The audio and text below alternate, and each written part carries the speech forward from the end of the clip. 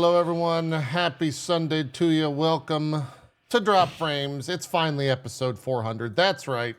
We finally made Oh my God, it. you waited? We went, well, I mean, we didn't do shows. We had episode 388, 399, 399.5, 399.9, and now this is episode 400. There you go. Correct. Sweet, I didn't miss it. I'm so That was glad a I huge didn't miss brain it. play on my end. I waited till a landmark episode to show up. That's right. You did. Well, You did. we waited for you, actually, Max. Thank you. So it's did. the other way You did. around. Yeah, we rolled out the red carpet and waited for you. Happy 400, everyone. Yeah. We did We it. did it!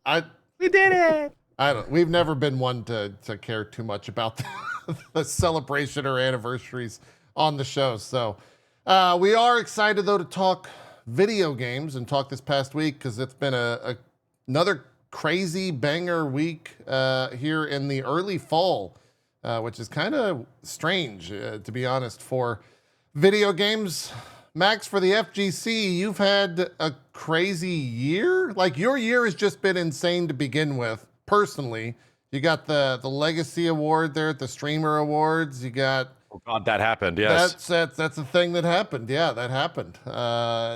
You got your Homer Simpson impression, I would say, is on point with the recent Marvel collection news twice, which is just, Channeling some spirits, it seems. yeah, you're carrying along the good vibes of video games, I guess. How's the past? It's been a while since we've had you on. How's the past couple of months been? I guess a year since I think in general, pretty good. You know, and just in terms of the scape and content scope that I really look at, like Tekken was just like, yeah. that's just a game I just wish I had even more time to dedicate to. That's one of those games where, man, I could just play this literally forever. And then after that, obviously FF7 Rebirth just occupied my life, went into a severe depression after that. And then that took a while to break out of. Elden Ring, you know, everything along with it. And then, you know, now as we're reaching towards the latter portion of 2024, Marvel vs. Capcom is seemingly back. And Yeah. the future of Capcom fighting games seems like relatively rich because everything else is also back for the early part of next year, you know? Yeah, they've the two. How many collections is it? 6 games and then 7 games. How many are on each of those? Yeah, there's like collections? 7 or 8 games per collection or something like that. So it's a healthy amount. Yeah, And this is how many are we at? With the Marvel vs. Capcom collection, it's like the 3rd big collection of games that Capcom has put out in this same style. One of them was called like the Beat 'em Up bundle back in 2018. And it was like Captain Commando, Knights of Valor, like all those really old beat 'em ups. And then Capcom Fighting Collection in 2021, we got like Pocket Fighter, Puzzle Fighter, Darkstalkers games. And now it's like a full Marvel vs. Capcom collection. And then after that, for next year, it's pretty much everything else with Fighting Collection too. yeah. I think for kind of our communities, not necessarily super in tune with the FGC world, can you kind of explain the significance? I think you could probably do it better than most with like why it's such a big deal that those games are coming out again. Yeah, sure. So I'd say like a lot of the foundation of the fighting game community is based on, especially from like the early 2000s, is based on the spirit of called Marvel Spirit, or Mavel, MAHVEL. And it's kind of like this extremely hype version of a fan base, you know, rooted in, you know, Marvel vs. Capcom 2 and the OG games. And then it carried over to Marvel vs. Capcom 3. So the reason that is substantial in any way is that this shit was dead. Like, capital DEAD, it's not coming back. It's dead. What happened to like Marvel Infinite was pretty bad and seemingly cut ties with that game real fast. So there's a good reason why people are literally throwing up when this gets announced. I made a video on that. These announcements cause people to vomit for some reason. There's a pretty huge precedent for it because for the past like 10 years, we thought it was dead. And also like several of these games have never been available. Like the only time they were released was on arcade hardware. So if you wanted to go out and actually purchase every single game in this collection for its respective like console ports and shit, it would have cost you $560. Yeah. Wow. So that is like the rarity of some of these titles, just in general. And then yeah, Capcom Fighting Collection too. Also like a lot of stuff that just has not been available since like era of the PSP. Yeah, yeah. I'm trying to debate if I should play the clip because it really came out of nowhere. You went through like so many different stages of emotional response. Yeah. Without I think like almost every single thing except the depression aspect of it. Yeah. And by the end, you were just weeping because of how much it meant. Yeah, well, I think the scale of which its appearance was also important because this showed up in a Nintendo Direct. It showed Right. up in a place where, and for historical purposes, none of these games in this collection you're looking at on screen have ever been available on Nintendo hardware. It's the first time in the franchise's history. So it's like, whoa, that's kind of nuts. And then kind of the same thing for a lot of the titles in Collection 2 that was just announced, never been available on Nintendo hardware. So Given they're the trying current, to capture a new audience, which is dope. Sure, yeah. I for you, like a personal question, given the current, I guess, state of the Switch, kind of running its life cycle out, Switch 2's Sure. maybe next year, if not the year after that for sure. Is that kind of like fuck, we got it, but it's on Switch? Well, I think to me, it is more of a conclusive sign that these games are being designed for previous generation hardware across the board. There's Xbox Okay. One versions, there's PlayStation 4 versions, Steam versions, and Switch versions. There's no PS5 version or Got it. Xbox Series X and S. Hmm. So I think it's possibly more of a conclusion that this will work on the new Nintendo Switch hardware. That there's going to be some level of backwards compatibility, Yeah, yeah. Which is would make perfect sense. it would, yeah. I think that's kind of what everyone's wanting. One of the biggest, I guess, bullet points for that new device whenever that gets revealed. Yeah, Or that unveiled. would be disappointing if it did not have backwards compat in some way. Yeah, well, I can't even. The amount of people that are like, I'll wait till I can play that at 60 FPS for pretty much every single Like game. most titles. Yeah, that alone will be a system seller there with like, any mainline Nintendo game really. So it's been a good run there. You've also been doing your own personal project with. Talk to me a little bit about that because it's like a big deal. You're like doing a big undertaking. Yeah, what exactly is it? So so it is a mod. We're classifying it as a mod because that is essentially what it is. Say it again. Is that for legal reasons? For legal and also for not confusion. Like I don't want to step on any toes, and I have dabbled into a level of like parody and video creation way in the past, where you would create something and it's way too close to its source material, and all of a sudden the creators are like, "Yo, stop it." We created an epic rap battle, a parody with like Wesker and Doctor Doom based on Marvel vs. Capcom 3 back in 2011. And I had the legal department of epic rap battles down my throat saying they're going to take my shit down Jesus. way back in the day because it was way too close to the products that they were producing. This was before like any sort of like legality around YouTube ever existed. So they were like, hey, we're going to take you down. But that was completely okay with it. I was really like, no, you can't do this. Like we're allowed to do this. Yeah. So anyway, what you're looking at here is some of the stuff that I put up back when we first got the project like underway back in May. And somebody, just for history's purposes, somebody by the name of Rin, a modder, Wistful Hopes on Twitter, she created an editor, an Unreal Engine editor for Marvel vs. Capcom Infinite. And that's substantial because that allows you to directly get into the game's core files through like a dummy editor, like a side editor, and then inject those files into the game. Huh. So it was like, oh, wow, no one's done this before. Like, put the time in to do this. I don't know why someone would. It's not a game that's entirely directly beloved in some way. Like, hardcore fans kind of like it, like myself.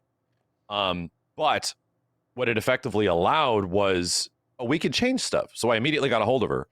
And I was like, hey, so how possible is it to like change this small thing? And she's like, oh, that's easy. So she just changed it. I'm like, cool. And I'm like, hey, how possible is it for us to change the art style? And that's what you're kind of seeing on screen here from like 3-4 months ago. Yeah. Is us figuring out like, oh, so can we make an art style, like a completely different, like cell shaded art style? And I gave her like all of like the factors where it's like I want a mid-tone, I want like a secondary shadow tone, I want a highlight tone, I want a like we have this half tone thing happening, which are like the dots that are on some characters. And we were just sort of figuring out how all this stuff is going to look. Yeah. So that ended up just turning into like, oh, we got a couple of characters that we're working on. This is neat. And then I started like hiring people where it's just like, hey, let me get you on board for like artwork. Let me get you on board for music. Let me get you on board for this. And now this is what the game looks like as of like about a month ago. It looks a lot better than this even at the moment. Yeah. So this is Marvel vs. Capcom Infinite and Beyond. It's going to be a free visual and gameplay and like audio and everything. We're just rehauling the whole goddamn game at this point. So this will be available for free before the end of the year. There is a gameplay beta for it right now of the gameplay changes that anybody can play. It's on Game Banana, I think. Okay. But yeah, like, and at one point I was a director where I was just like telling people what to do, but we turned into a team of like 25 people. Wow. So all doing different things. So this is like, and it's become a very expensive endeavor for me, like one of the biggest personally expensive endeavors I've ever done. But it's like, man, I have the opportunity to take this game that I love and actually make it look fucking cool. So we're going in. I got two quick ones for you here. The first one is, you said you were going to let this be available for free. Does that mean you can download and play the game or the mod? Just the mod. Okay, so how do you actually like install the mod and everything? Is it easy to do, like a double click install? Yeah, and that's a great question because that's a part of like the that's a part of the communication process on our end of explaining that it's a mod. If you want to like, we're adding modifications for like every aspect of the game visually. But tough. If you effectively want to get like the content, it's on sale. The DLC characters will be in here, but you cannot play them without the DLC. So there's a clear path of like, if you want this, the people who should be benefiting from it is Capcom and Marvel. And the game's on sale. It's like $8. It's like $13 for the deluxe edition that has everything. So that's the step that people have to take where it's like, yo, no, you have to go buy the game. And once you do, it's as simple as making like a little tilde mods folder in one specific file path of Unreal and just dropping in a pack file. And that's it. It just goes after that. And we'll have several different like, optional pack files you can put in there for like music and gameplay and visuals.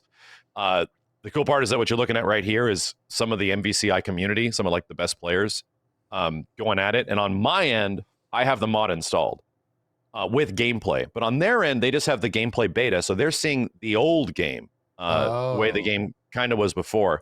And I have a video, it's like a 2-hour video of showing how the game looked before. Because a lot of people forget like how the old game actually looked. Right. And it goes over like side by side. This is what our new character looks like. This is what they were like before.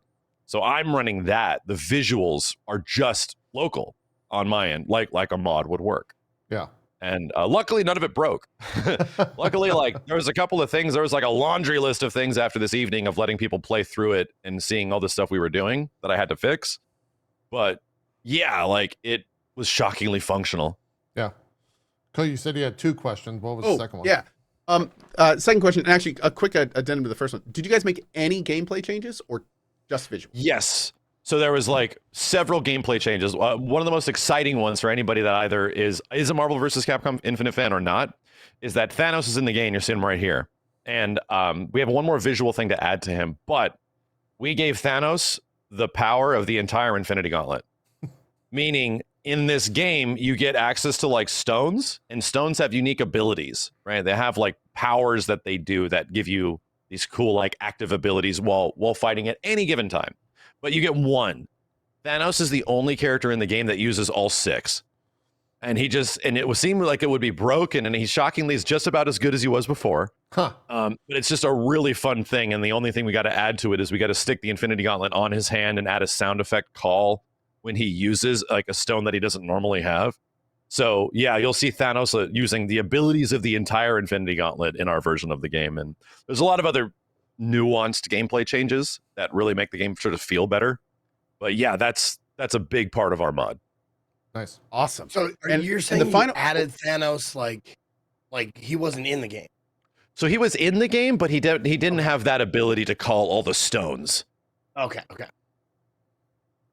So, and the final thing, like when you say you have 25 people and you're talking about hiring, like I'm working on a project as well. Like that's about the same amount of people we have working on a full-time game.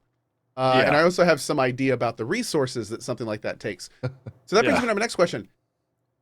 Is there any, there can't, because of the way this is kind of adjacent to the IP and like it is, there's no possible way you can monetize this. So no you way. at least have like a donate link up or something for like I'm sure that thousands of people are going to want to play this and be like, I want to give something for this. Yeah. But how does that work? So that ends up being one of the biggest contributing factors of why this is even possible, is that there isn't. It's not monetized in any way. If you want to support us, you can go to like the individual modders and like the texture artists and the programmers and the musicians and everybody that is involved with the project, and you can like hit them up individually about their own individual efforts. But we cannot and will not take any monetization or money in any way regarding this project. It's cost me it's a much bigger than a 5-figure project and above for me personally, but as anybody would know with that many people involved, and I can't pay everybody's like full-time salary. I want to give modders that quickly becomes 7 something. figures. Yeah, I was gonna say like that's if this was a situation where I was paying everybody like a salary, yeah, I would cross into like 6 figures already at this point, and we're like 3-4 months in. Yeah. So what I'm at least doing is giving like a lot of people something, where it's just like modders are used to just doing shit for free. And I'm like, no, let me pay you. Let me pay you to do this. Let me pay you to do this art. Let me pay you to do this music, like all that kind of stuff. And the biggest contributing reason behind that is that everyone would do it for free, but I'm almost paying and allocating budget so that they can prioritize it. Because if people are doing things out of like their own goodwill and shit, they have other projects they want to do. They're busy with other things with their spare time. And I'm like, hey, if you prioritize this with your spare time, I'll pay you. And that's kind of how I've been like operating the entire situation. Yeah. So, but it's insanely expensive. like with that many people involved and that many, like we have like Alex Mukala doing music for us. Oh man, that's awesome. We have Little V, who's been doing a couple of themes for us. We have like an Ultron and Captain Marvel theme that are in the game already, and others that are on the way. So like all those things are not cheap, man. And a ton of new artwork from industry professional artists that aren't even represented in the stuff you're seeing on screen right now. Yeah. So these are all like it's a lot. These musical pieces are all like original. Like, so yes, they, like for example, they take like the stems of some of the original themes, but some of the music in MVCI isn't exactly exciting. It teeters on like Marvel cinematic, and it just like has no lasting impact. So we keep like, I was talking to all of our musicians. I'm like, I want to keep the base theme, and let's just add excitement here. Let's add these notes through and through as we're directing through it. And man, like it becomes fighting game music, and it's like, oh shit, I'm getting into this. And that's kind of the whole thing, is just to create like more excitement through the interface, through the audio, through the visuals, like everything. Yeah. We're seeing stuff on Chris right now. He is not done. That's Chris's Resident Evil 5 head that we use. Because he's a really ugly dude in this game. So what do you have out of curiosity, do you have a number? It's like, I can't go past this as far as how much you're going to put into budget? Yeah. Yes, I do. I actually personally do. Or if it goes like past this, it's like, all right, I have to start reconsidering like how I'm personally attached to this. And but that's the big thing. It's a personal attachment for. He says 5+ figures in, like he hasn't blown past that point a year ago. Like bought a car. Yeah. We're gonna have him on the show in 2 years. He's like, so when I passed my first million, I had a bit of a slowdown, but we just kept pushing. Yeah. There's definitely a point where I was like, and I've already purchased a Honda Civic here, so that's all right. We're just gonna keep going. There was a point where I was like, he's got a car. Yeah, I absolutely like identify with that, because it's like a gambler's fallacy. It's like, well, I'm already in the pot. Yeah. So I might as well just throw a few more. I mean, hey, why not? It's a fine line between a waste of money and an investment, right? Yes. And you gotta make sure it builds. And honestly, okay, this is one of those questions that's like not fun, but this is such a unique situation that like I'm gonna ask, and feel free not to answer. Like in a situation like this, when you have all of these resources in it, have you thought about what's going to happen if you get the knock from Marvel? Oh yeah. Have you been proactive and like reached out to The them? fucking or is it- mouse shows up at your What do you do? doorstep. What do you do? Yeah.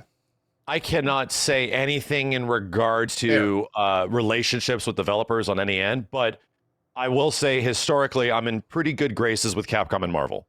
So Awesome. we've run like Marvel versus Capcom tournaments during COVID and stuff with the approval of both parties, and the only way that was those official Twitch Rivals tournaments were able to happen was because I knew the people to contact, and I'm like, hey, this is the person that's in charge of this at Marvel. This is the person that's in charge of this at Capcom. I've already talked to them, and we were cool with running a tournament. So yeah, like I would like to say in H2M, that big Call of Duty mod that just like was gonna come out and got canceled from Activision. Like a lot of that shit, people were like, oh well, there goes Max's project, and I'm like, I understand. But Capcom has a very specific stance on mods that people don't seem to understand. And it's like, unless I'm selling something or taking the clothes off characters, I think I'm going to be okay. Yeah. And, you know, there's already really big mods to Monster Hunter World and, you know, a lot of other much better selling games than MVCI that still exist that require modded players to play with other modded players online that go way further beyond what even this is. So those never got taken down. And, you know, I'm kind of confident that we should be okay because all we're doing, the goal of the whole project, which I have to tell people, I just want you to buy copies of the game. That's it. What is your... and think of what happens if this like causes a resurgence in popularity and all of a sudden, you know, the people that need to take notice and like, maybe we should make another one of these. Yeah. Exactly. and this, we were starting this project before the Marvel versus Capcom collection was even out or was even announced. So during the development of this game, which has been going on for like 4+ months now, there was a time when, we're doing something for Marvel versus Capcom for an MVC game that everyone seemingly just forgot about. So, it's been like a personal goal of mine to make this game cool in some way, you know, just to show people how sick this is. And the passage of time really helps out games that didn't perform well. Just in general, like the more time goes on, the more people that show up that are like, oh yeah, actually that was cool. And I'm like, yes, so that conversation is now available for MVCI, but with MVCI and beyond, it's like, I'm going to try to jump the hurdle that the original game had, which was the problem of its visuals. And we're not seeing the direct comparison here between the old game, but it is a much, much, much different looking game than what most people remember it looking like. Well, most importantly, when I look at that game right now, I look at that game and I'm like, oh, it looks like Guilty Gear 5. Like it looks current. It looks like a current fighter. It looks like a stylized current fighter, which is, you know, that's super impressive considering where a lot of the industry went after MVCI. You know, it was worth like, you know, the Guilty Gear Strives and the Dragon Ball Fighters and all that kind of stuff. That was like intentional. We wanted to create something with a cell shaded art style that actually fits the characters of the Marvel universe and the Capcom universe, because the existing game's art style does like the opposite. It just makes it all look bad. Yeah. Yeah. And final question for me in this area. I've seen someone ask in chat, what is if someone is interested in playing this in the future, what is the exact game they need to download to play this? Marvel versus Capcom Infinite. And on Steam right now, there's a big Marvel versus Capcom sale where Marvel 3 is on sale, but MVCI is on sale. There's a deluxe edition that's like $12 or $13, and that gives you every single character. So for $13, like this game's got a lot of issues, but it has a good netcode. It runs great online. And it does have a story mode that you're either like, you're going to like or not like. But it also is a severely fun game. Like some of the most fun gameplay and mechanics and characters of a Capcom fighting game ever. It's just that most people didn't get to experience that because it looked so bad and did not have X-Men and all that kind of stuff. But yeah, Marvel vs. Capcom Infinite is the game. The deluxe version is like the best version to play. And, you know, I was acting as director for a couple of months at the start, and then eventually it was just like, I think I'm just sick of like waiting for people to do stuff, and like you get to that point where it's just like not sick, but like I feel like I could do this. So I just started learning stuff, and then I got into the editor, and then I got into Photoshop, and then I just started like that's how it literally. starts. Oh God, I'm in there now. Have you done any of this on stream? Do I do the editing on stream? No. Oh. No, we have like a ton of surprises and stuff that we haven't shown. Oh yeah. Okay. That's let me I'll actually see if I can get you a link. So what we're seeing here is mostly the visual stuff and new players playing with the visual stuff. I'm gonna look for it, JP, so I can send it to you on Twitter. But one of the bigger things that we did to the game was offer new modes. And Oh. one thing that was like critical to me that was clearly going to be in the game at some point was effectively a mode that lets you play with like another person. So is 4 players. And that just never became available. And they were going to do it. And it was like, oh yeah, 4 players were going to be a possible thing. So let me get this link right now. Yeah, on shoot it over. We effectively turned it into an actual mode where you can play with 4 players at the same time. We still have to hook up the files into the game. I just sent it to you on Twitter, JP. Cool. But we also made a mode where you can 2v2 each other at the same time. So 2 characters on one side, team A, 2 characters on one side, team B. And there's 4 players actively playing the game at one time against each other. Oh God. And it's shocking how functional it is. Like it was made for it. So many of the crazy systems in the game like cover themselves where things would normally like mess up and you just get locked down or something. No, this works. It was obviously going to be something that they were going to do. And we just enabled it, you know, for the most part. Well, a lot of modding and a lot of hacking and a lot of like crazy shit to make it possible. But this is, in my opinion, our hero mode of our whole game. Yeah. If you get a chance to play this, it's insanely fun with 3 other people. That's badass. Now, I watched like Evo for the first time this year. I got him to watch Evo, and- Max. I'm doing the work. Yeah. I've apparently been missing out because knowing very little about the FGC or fighting games in general, like since like Mortal Kombat 1 and Aladdin's Castle, like that was the last time I like, you know, got into anything. I've been missing out. I realize that. But the question I wanted to ask was, are there, because I didn't see any, but are there any 2v2 like fighting games that are super popular right now at all? No. Like actual functional 2v2. The last one that did have proper like tournament standing and at least a little bit of like backing towards it was Street Fighter Cross Tekken back in 2013. And it was a 4-player game, right? It was 2 characters versus 2 characters, similar to this, but like tag based, and you know, you needed 4 people. So that was a team-based game. The only other one that's happening right now is Riot's initiative with 2XKO, and which is doing a very similar thing where it's 2v2, but you have one person piloting each character. You actually have to require like synergy and communication, just like a normal team-based Riot game, you know? Yeah. How do you think that would fare, like having 4 people rather on an Evo stage? Like, I think that'd be kind of hype. It's great. No, and to be real, in my opinion, it's one of the sickest things about 2XKO. Yeah. It's arguably one of the most fun elements of that game is the team aspect and like throwing to your friend, them catching some sick shit, throwing back to you. Like it is the best part. Yeah. Yeah. I want to talk to XKO, but the last question I have, like, is this game, like, what is your, you brought up Thanos, so what is your thing where, you know, you can watch the sunrise on a grateful universe? Are you is it seeing this game at Evo? Is it just putting it out there? Is it like, is it seeing everyone that worked on it get a job? Like, where do you? Yeah, what is the end goal? So I think the end goal is, for me personally, this is on a deep personal level, why I've invested so much of my personal time into making these individual changes over contacting all these people and hiring all these people, is that I just want to see a healthy Marvel versus Capcom community on all fronts. Like every single side of this franchise is my favorite shit. So the fact that some parts of it are looked at it with a scoff never made me happy. It's responsible for some of like the most like saddest parts of my life when we got a new Marvel versus Capcom game back in 2017 and we were all excited and it turned out to be not great. And it was a bummer of a year, dude. It was like, man, this sucks. So to me, it's sort of like cathartic that through the efforts of what we're doing, we're getting people to look at this game in a positive light.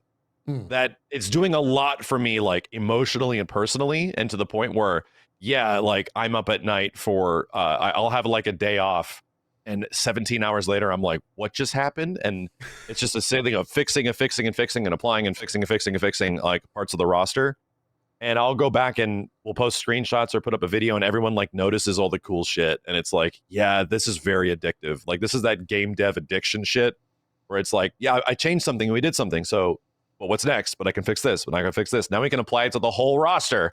And it's like, oh, it just never stops, dude. Yeah. I think we call that a passion, right there. Everything you Kinda, just yeah, described. something like that. That's pretty much And then That's like the the dictionary reading of the word. passion. Yeah.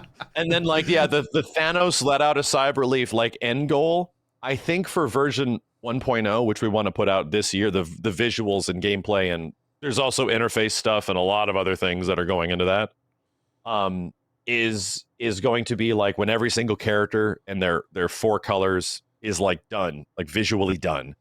And, you know, I think I'll be like happy. I think I'll be personally like, well, we did it. Like we made MVCI actually cool, you know? Yeah. Is that when you go to Disneyland? Is that the Yeah, that'll be like, I will, there will be a swift sigh of relief of like, but the tough part is that I'm still trying to figure out how I like exit.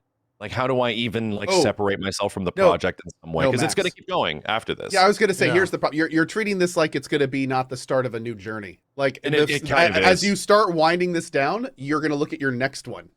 Yeah, And then the whole thing is know. going to start again. Well, I mean, I know. Is it? It's like maybe something in the future that'll actually like net me some kind of revenue in some way instead of just That's what I spending was like gonna say, hundreds like- of hours of my personal Well, dude, time. Who knows? And real talk, anyone that makes these types of games would be kind of crazy not to be looking at what you're doing right now and be like, yeah, this could be something I want involved in my project. Yeah, So, I like, mean, this- is there the yeah, potentiality this is- that Capcom shows up and they're like, hey, And- you want to come, you know, Well, it's kind of interesting. give Just give some advice and we'll pay you for it? Not that you need ideas, but something to think about. I think a lot of people, including myself, you know, when this comes out, it'd be really cool if you had a video where it was like, you know, one shot every 15 minutes of all the stuff you've been working on. Yeah. And like you could play that and be like, hey, in 5 minutes, like check out all the stuff I actually did that you're about to play. Like I put my hands on this stuff. Yeah. So people are playing the game, you know, they're playing a character. They're like, oh, Max made this guy. Yeah, and, be kinda cool. I think I think one of the bigger efforts on my end is that like a lot of folks that are working on this like are unemployed. They're modders. They like, you know, have mod projects and freelance stuff. But I think one of the biggest personal goals is that there's a lot of ridiculously talented people on this team. And all I did was just coordinate them and siphon them into one spot and give them like tasks of just like, you're good at this, let's do this. You're good at this, let's do that. Like obviously director stuff. But the biggest personal goal is that like this results in something for them. That this ends up being like a very like high praise mod project that is like, man, well, how did they do this? Like who worked on that? And it's like, oh, this Resume person did. butter. And Oh, here's where I direct you to their Twitter. Here's where I direct you to their name. That this is the person. Go check them out. Yeah. Very cool. Well, Very cool what you're doing, man. Like It that's, is. That's it's awesome to see creators make a bunch of money in this and then turn around and like put it back into the into community. Oh, this yeah. space. It's wonderful. So just thank you. I appreciate it. To be fair, this is like a multi-part story because back in Marvel vs. Capcom 3, which is also like heavily modded, and modders have added almost like 100 characters to that game. Jesus. And it's wild. But there was a big thing that was holding them back, which was that there's no source code for that engine, that old Capcom engine, and they needed some wizards to effectively add character slots, meaning that you could not get a new character in the game at the time without deleting another one. So yeah, they would only be able to replace. There was like a maximum 52 characters or something. That was it. But so it was holding back a lot of creativity of the project. And as somebody that was making videos and showing off all their hard work and like, look how cool this is. Cyclops is in the game now. Like, this is crazy. It was always a big stopping point. And I was like, so here's the thing. $5,000 for somebody that solves this problem. And I put out a bounty for it about a year and a half ago. And within 4 weeks, it was solved and the bounty was paid. And the person that literally took that bounty worked on this project and gave us the 2v2 mode. Oh, dude, So that's I awesome. hired How them back cool. again. And they came back, and a lot of the Marvel 3 modders that have already worked on stuff, they're working on this. That's where we got a lot of our experience from. So, and they just learned Unreal. That's great. Just and of course I'm gonna ask the follow-up here. Now that you're really getting into this, like, is this igniting anything about like maybe a Max fighting game in the future? Right now, hell no. Okay. Right now, because of like the investment, it's like, God damn, I just need a break, dude. Fair. Maybe some point in the future, you know, like, and Nice. and there's been a couple of fighting games I've had like official involvement with, and been on the dev side, like Killer Instinct and stuff like that. So, I mean, all it does is make me realize like how hard video games are to make. all this does is give me a low level of sympathy and passion for like devs that have to figure out all these systems without having a game to work with as a base, and then like moving upon that. It's so difficult, dude, to like make your own game and like do all of this shit. So a lot of like my personal like stories and recollections are very dev focused about like I have all the sympathy for the people that are making this shit, and none of those for the that are making the decisions on the high end. I have zero sympathy for them in any way.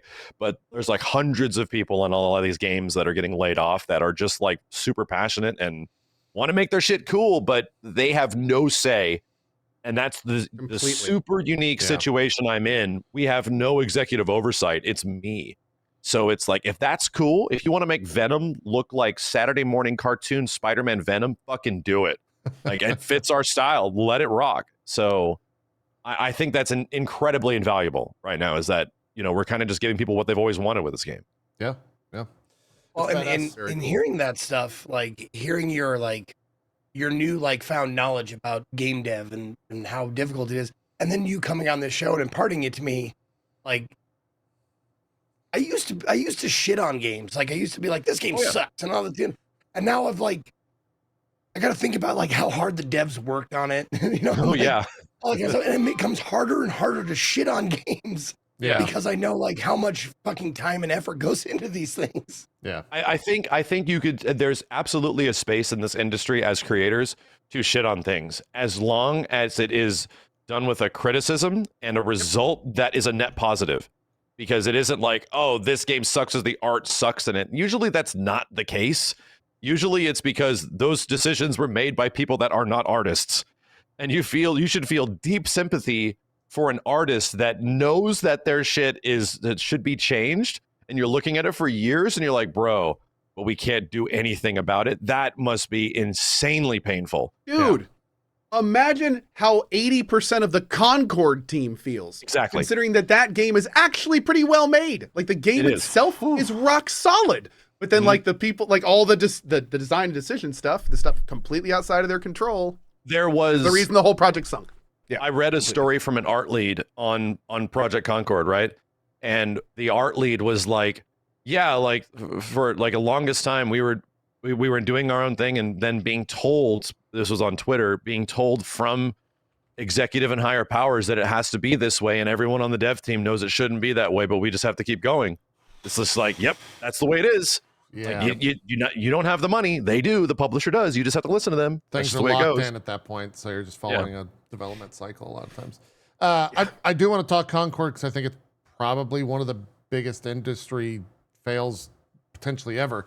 But before that, 2XKO, the alpha. What are they? It was alpha It was test. the alpha. Yeah, that came out. How do you think reception to that was? I feel like it started off very strong, and then I kind of saw this mantra of like, oh, this game's really difficult. Like there's not like an entry. This is not a beginner fighting game. This is actually incredibly in depth. Where did that whole like conversation end up? Ultimately? I don't think it really shifted too much. Okay. And you are right. Like it is a Riot game. It is a super gameplay focused game that is made for hardcore gamers, you know? and to a degree, like League is that way. To a degree, Valorant is that way.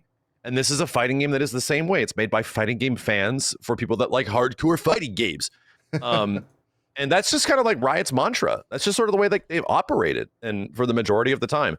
So it lines up with that. But I think there is definitely criticism with some of like the choices where it's like, yeah, it's hard. It's got one of the most obtuse control schemes I've ever played in a fighting game. Yeah. And getting used to how the game I've had to dedicate brain power. After even a day and a half of playing the game. I hate when that happens, stream. man. I spent like 20 minutes last week talking about brain power in a game. It just sucks. Yes. Yeah. Like you know, you want to enter flow state as quickly as possible, dude. You just want to like get there and pressing the thing without even thinking about it. No. This is like it'd be like the equivalent of using a controller your whole life and then switching to arcade sticks suddenly and you're like, oh God, oh. None of us Well, can you relate. have to learn Two how to people walk on this again. show distinctly cannot relate to that at all, Max. We've never, me and Co have never had that happen. Sorry, what would be the better? It'd be equivalent of you guys playing games and then having to use a dance pad. I have a $400 Polish dance pad. God damn it! Riding a bike and then driving a car. I never learned how to ride a bike. That's it. Shit. So yeah, the control scheme of the game takes some getting used That is to. true. I never learned how to ride a bike. Yeah. You really gotta and here's how they do it. They have like a light, medium, and heavy. And then they have like a tag button, which is also an attack. But there is no special moves in the game. So you can't do fireball motions or fireball back motions. They're dedicated special move buttons that have like forward and neutral and down. But there's 2 of those. Yeah. But there's also 2 characters, so you have to figure out like how do you call the assist? You call them with another button. It is like this could have been simplified. That's I think that might be one of the bigger turnoffs is that you have to learn 2 characters. Oh sure, and that's sort of the challenge of any team game, just in general. Yeah. So that is effectively alleviated by 2XKO because you can queue as a solo or as a team, and you can queue solo team, meaning you're just going to get paired up with somebody else that plays that character, just like League of Legends and shit. Yeah. So there is solutions for that stuff. The challenge is that like the game doesn't really offer much simplified onboarding. Like they added a fuse in the game, which is like a gameplay style that all characters get, and it does like auto combos for you. That's what I used. And it was fun until you fight someone that knows what they're doing, and exactly. It's not. It all falls apart, huh? This was a criticism I had of the game like about 1.5 years ago when we played it, and I'm like, bro, you get fucking mauled in this game. And even as like a hardcore fighting game player, it's fun to maul people.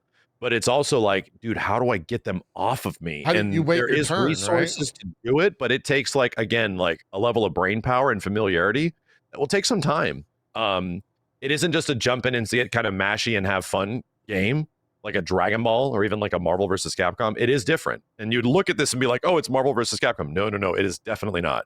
It is the closest game this is actually to gameplay wise is Power Rangers Battle for the Grid. I've heard a lot of that, yeah. Oh.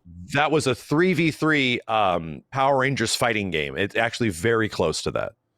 So it's fun. It's just it's a hardcore game right now. And it does not offer much onboarding for like a brand new player outside of that pulse fuse. And once that's done, you're like, so what now? Oh, and if anything, like using only that fuse when I played for I don't know, probably 15 hours, I was like, all right, I'm ready. Let's dive in. I'm ready to learn. I'm going to go lab, blah, blah, blah, blah, blah. Let's swap to another fuse. 5 minutes. And I was like, this is fucking hard. Like, God damn, this is crazy. Like, there's a lot going on. I don't know if I can do this. and I think there's another like personal thing in the game that is sort of like missing right now. And it's like beats and moments. A lot of the games like visual of what you're watching other people play, which you're looking for is like somebody got hit. That's what happened. Like this person got the hit. Oh wait, the other person got the hit. And now they're doing a combo and now they're dead. Yeah. It lacks like moments, like wait, well, there's like a substantial shift of power has taken place. This character has entered a state of like something has happened, and it's like, oh, there's beats and moments that happen in fighting games, like things that allow for, like in Mortal Kombat, cinematic elements. A counter hit happened. We zoom in on their bones. Oh shit, something is happening right now. But at the moment, 2XKO is conditioned for like kind of hardcore fighting game fans, so it lacks those moments. You just see like, oh, somebody got mixed up, and now they're being hit. All right, and then it continues on, and then it returns to neutral, and somebody got mixed up again, and now they're being hit. Those are kind of the moments in 2XKO at the moment, or you see what you're seeing on screen right now, which is like a level 3. Right. So it needs some things like Dragon Ball, Dragon Ball, when you have like the heavy button, it shows this big zoom in, like, oh yeah, like something is going on. Epic you watch this beat and this a lot moment of happen. cinema. Yes, exactly. And the game's early. It's coming out like, maybe a year from now. Who knows? So I think those are, in terms of my like, outside of the accessibility of the game just being kind of a hard game, That's what I would love to see. I want to see like show me more personality of the characters. Let's get like beats and moments for them throughout a combat fight, because so much of it is just played out from this exact angle you're looking at right now, and that's like the majority of the viewing / playing experience. Yeah. The as someone who's outside of the fighting game stuff, I always wondered that, like, do you like, as fighting game people, like the cinematic moments where it's like shows them like zoom in and like, Sure. I'm gonna do this thing. Like, do people who play like thousands of hours of fighting game are just like, this is wasting time? Can we not do this anymore? And yeah, that's you're essentially explaining cinematic level 3s, like big supers that just have like a big drawn out animation. Nothing's really happening. You're just watching a cutscene. That is like obviously a moment, as an example, but it's more like individual beats and moments. The best example I can give you is if you've seen a Tekken game over the past like 10 years, there's moments that happen every once in a while that highlight slow motion, where it's like in a moment of like critical health, if this attack lands, they're dead, but you don't know if it's going to land because the game enters a slow motion state right before the hit happens, and everyone goes, "Oh, are they going to die?" And then they don't die, and it's like, "Whoa, they're still alive." The game creates those moments to allow them to be like hype and exciting. So that's kind of the stuff I'm talking about, where it's like, instead of big cinematic level 3s, like a perfect parry in Street Fighter 6, zoom in, gotcha, bitch, and it's like, oh, a shift of power has taken place. Those kind of things are like a little bit of what's missing in 2XKO right now. You had a way of explaining that. I completely understood what you were saying. I was about to say that was like the most Zeke explanation, but also it was like a window into the mind of an FGC player when they actually do catch someone where they're like, "Gotcha, you motherfucker," but they don't say that. Like that's just the eyes going and just yes, neuron activation needs to be there. Yes, yeah. Well, I'm glad. That means my job is still going good. I'm still decent at this after so many years. Exactly.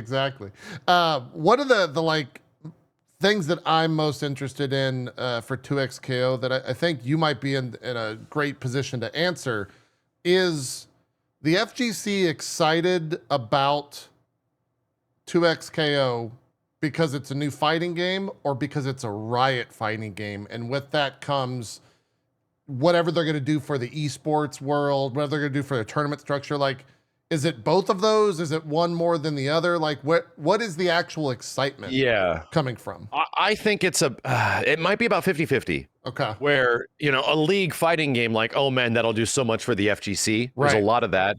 There's also a league fighting game. That game has so many cool characters. That's such a good idea, And there's a little bit of column A and a little bit of column B. Okay. So I think that excitement might have been a bit more exemplified back in the early 2020s, just because like rollback netcode had not been a standard. If this was going to come out, it was obviously going to set like a new online play standard for fighting games, and maybe we'll actually get decent online play. But that has happened since then. Like, fighting games generally do not suck ass online anymore, which was a thing we've had to deal with forever until only a few years back. So this game was sort of being looked at for a long time as being like, this will save us. Like, this game is we're going to get saved by the League of Legends fighting game. And no, like, Capcom came back, Arc System Works made Guilty Gear Strive, Guilty Gear managed to find an audience bigger than it ever had before. Tekken's good.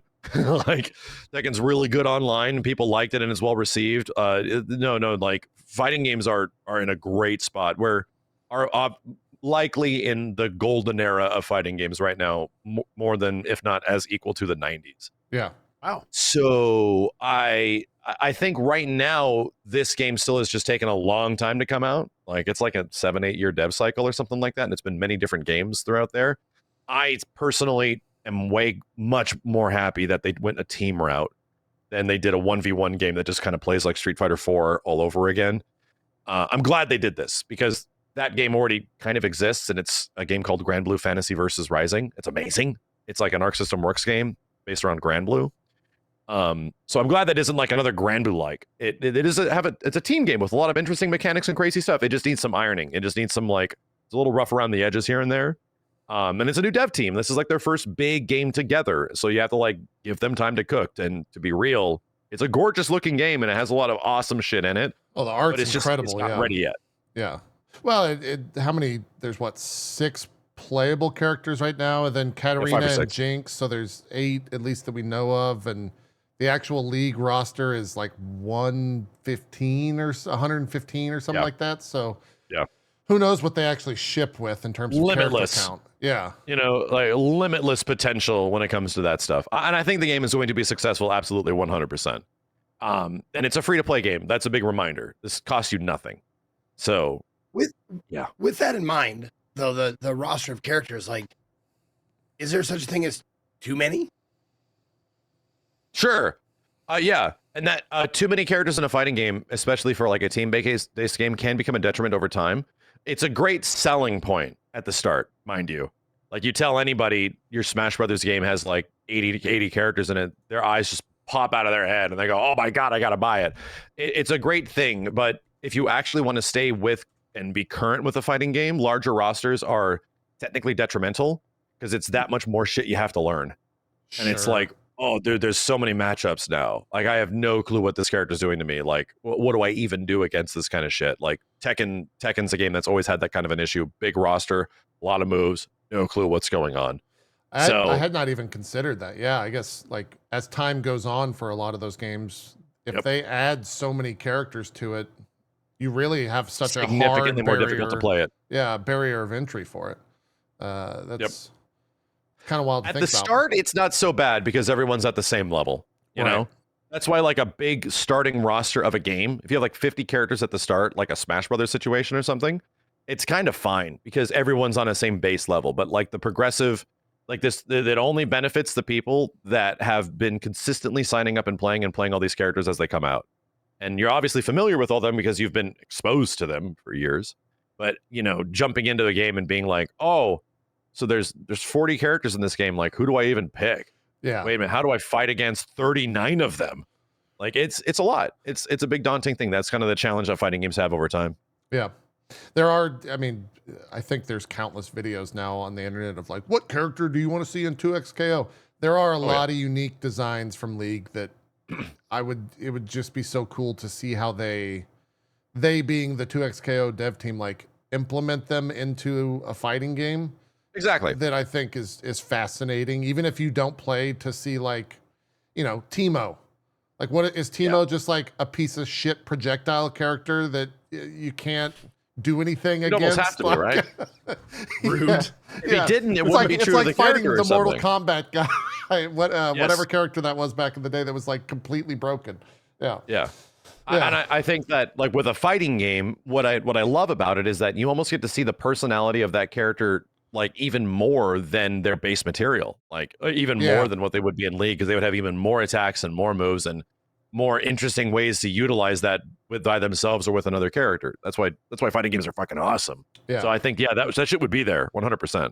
Well, the dev team, like Riot, almost has a necessity to take characters from League that have a stigma of being annoying as fuck to play against and making them as annoying as fuck to play against in this, right? Like there's it's kind of an interesting thing about that we'll have to see what happens. I just want to see more characters announced. I think that's where a lot of people are, is like 6 is a good roster. It's great for testing, but you've got, the chat correct me, 168 to choose from League. They have a plentiful bounty of franchise to pull from there. That's a few. Yeah, there's a few characters for sure. Well, we'll see what have they announced any like future betas or alphas for this, or have they gone back into, we're going to work on this a bit more. We got the data. They're kind of at that point right now. Okay. Yeah. Makes sense. Cool. That's our hour-long FGC update with Maximilian. Jesus. Wow. Sorry. Yeah. That was great. That was great. No, and all about his what project. I mean, come on, man. That was awesome. I didn't mean that sarcastic. That was a sincere statement. Yeah.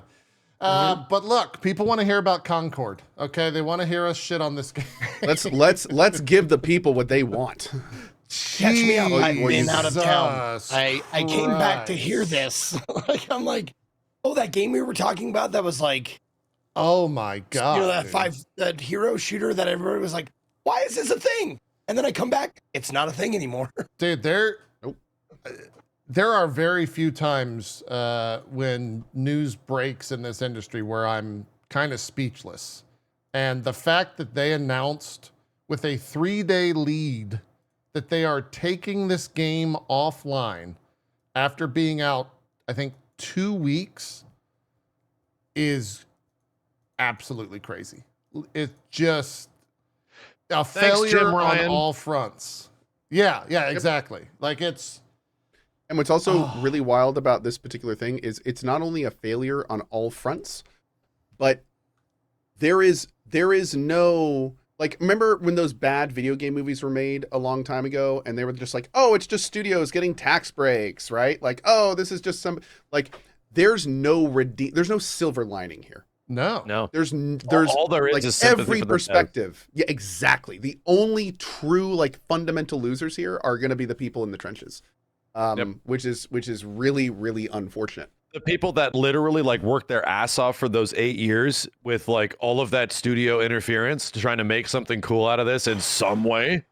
And for like the 100 employees or something, maybe plus that did this stuff for that long to suddenly be told like, oh, you probably can't even use this on your resume now. Yeah. It's like, holy crap, dude. That's nuts to me. Absolutely insane. And for the record, some people were saying, actually, the people that have lost are the shareholders. The devs got paid for the work. That's true, but most likely they're not going to have the stuff. job. We're going to have to see what happens. We're going to have to see what Yeah. happens. Like, since it is so close to first party, hopefully we'll see a soft landing. Was that Jim Ryan in your chat that said it? Was his username Jim People that- _ yeah. Ryan? Who is Jay Ryan? Is that Weird. That's so strange. Is that Correct answer to like the people that lost are the shareholders, and the correct response after that is good. Well, I mean, hopefully it would go further up the chain. And like we talked about this a lot because like of course Concord was a big thing. But one of the things that we were thinking about is like, you know, people want someone to get fired over this, right? Like people are angry. They're like, how could you let this Somebody happen? did. Somebody screwed up.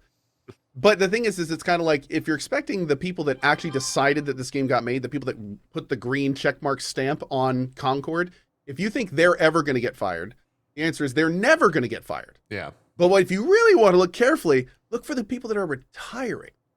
Yes. And hopefully and Concord, that already hopefully happened Concord to- forced some retiring. that already happened to good old Jim. You know, his initiative. This game is his initiative. He talked about it before it was out, like a few months ago, before he pieced out from Sony. Like he's got a few other games that are just like this one that we saw at State of Play. Like no, thanks Jim. Like this is your giant initiative for the PS4 to PS5 era of like, you know, games as a service. Yeah, we're going to have 12 16 games as a game service. development. Yeah. Oh God. Anyway, what a cluster. What a situation. There's so many like so many fun like to put this in perspective comments around this. Here's some of my favorite to rip from the different comments. Fun in the loosest quotes joy. possible. Yeah. Concord and Astrobot were revealed in the same state of play. By the time Astrobot launches, which was this past Friday, 2 days ago, you're no longer able to play Concord. Like it's gone. The services are down. With fucking crazy. And because it is a games as a service game, there is no resources to like really play it. Yeah. You know, Yeah. like At it's all. done. It's gone. Yeah. There's a reason why it's being taken off store shelves, because its entire foundation is based on the fact that it's a service game. You have to go online. And correct me if I'm wrong here. Fully refunded. Right? Fully Yep. refunded on all Fully platforms. refunded. Steam Store, They have to. Epic There Games was Store. but there was this confusion for a bit right after it happened where it's like, well, at least it made some money. It's like, no. They Not gave if it all it back. made the funds. Yeah. Yeah, like it literally it's made negative $0. like $100 million. Yeah, it is a $0 game. It Yeah. might as well have never released. Yeah. Another one. Oh, and that includes all the PR that went into it. Oh, like, God, oh yeah. my God. Yeah. Like, really. oh, the amount Well, of wasted resources dude, on that Concord that is CG like the trailer. GDP of small countries for a decade. Yeah. Like it's insane to think about how many resources they just threw away on this. Just gone. Given that nature of the game, like one, that CG trailer was probably ungodly expensive that they revealed Oh, before God, the yeah. gameplay. And two, the way that they were going to like structure that game as a live service is to put out those like animated shorts. they probably had 4 or 5 of those already cooked, just knowing how like game development works before launch. So Yep. that's not even like you're not even ever going to see those. And I didn't play it, but apparently like the game was just aggressively safe. Yeah. Right. It was Dude, like a hero game shooter. Is fine. It's fine. Game. It's like really It would have done. wrong. It would have done great if it came out around the time of Overwatch and before the first Guardians of the Galaxy movie. Oh, for sure. Yeah. But maybe not. Maybe great's a bit subjective, but it would have been significantly more better received. It would have been able to coast. Like Babylon's Fall. You guys remember that? That's Platinum's live service game that took 11 months before they shut it down. Yeah. This lasted, I think, 8 days. This is sort of like the perfect example of the our industry chasing trends and realizing how long it takes to chase a trend. Totally.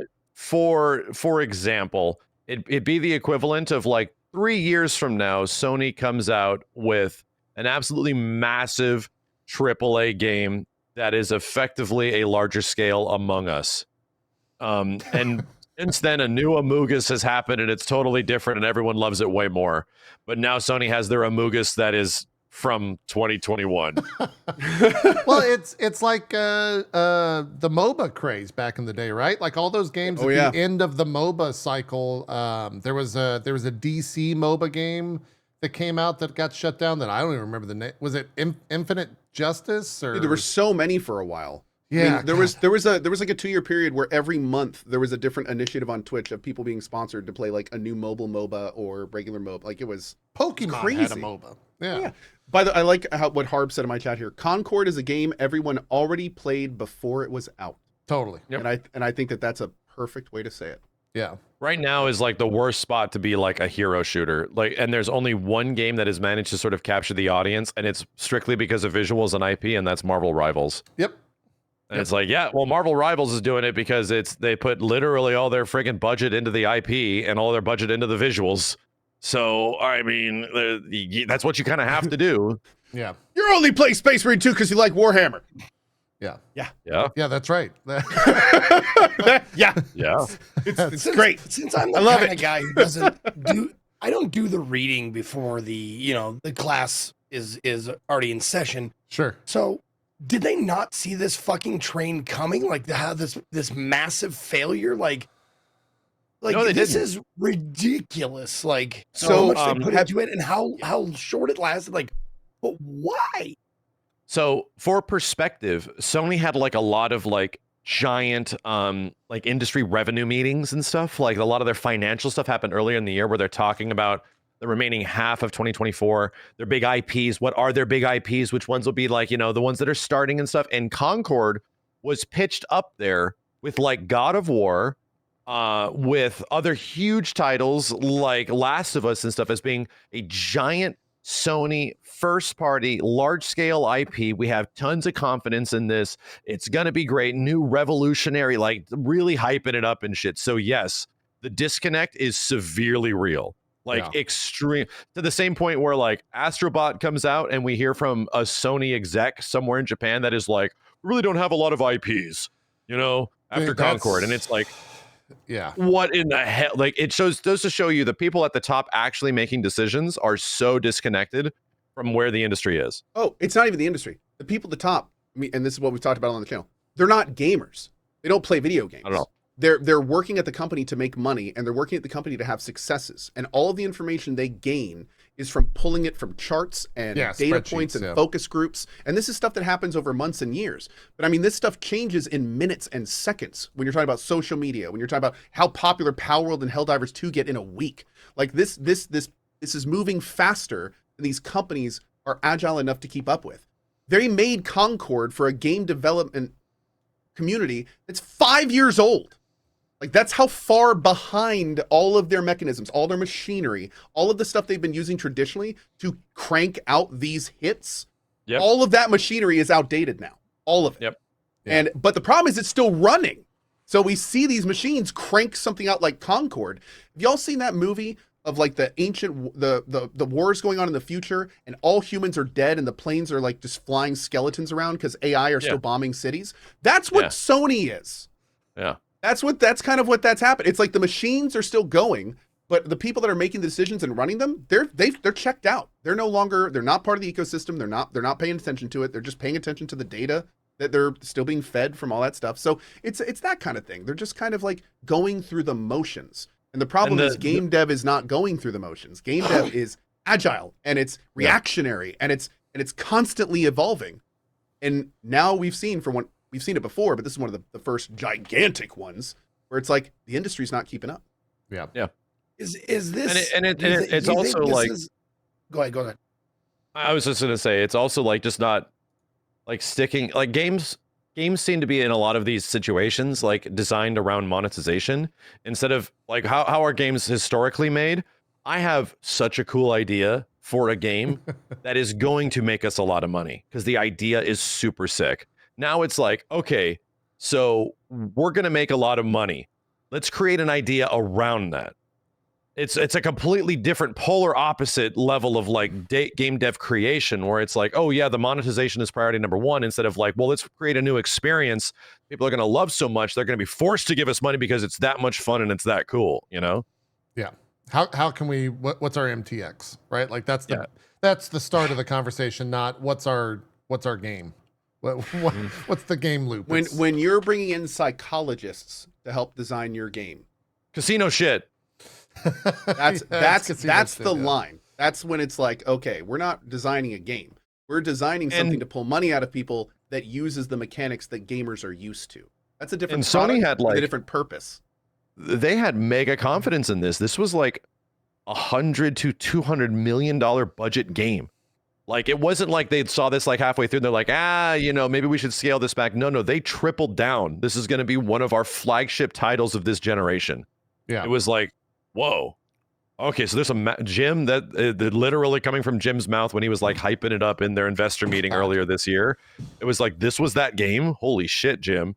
There's a reason you pieced out before this shit came out. Yeah.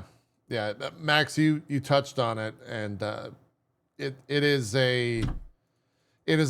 kind of bleak in a lot of ways, but Astrobot came out, and a lot of the conversation around Astrobot that I saw before playing it, there was this idea of like, it's not really a celebration, it's a graveyard of all of this Sony IP. And I was like, oh my God. I was like, man, that's like a really dour way to think about it.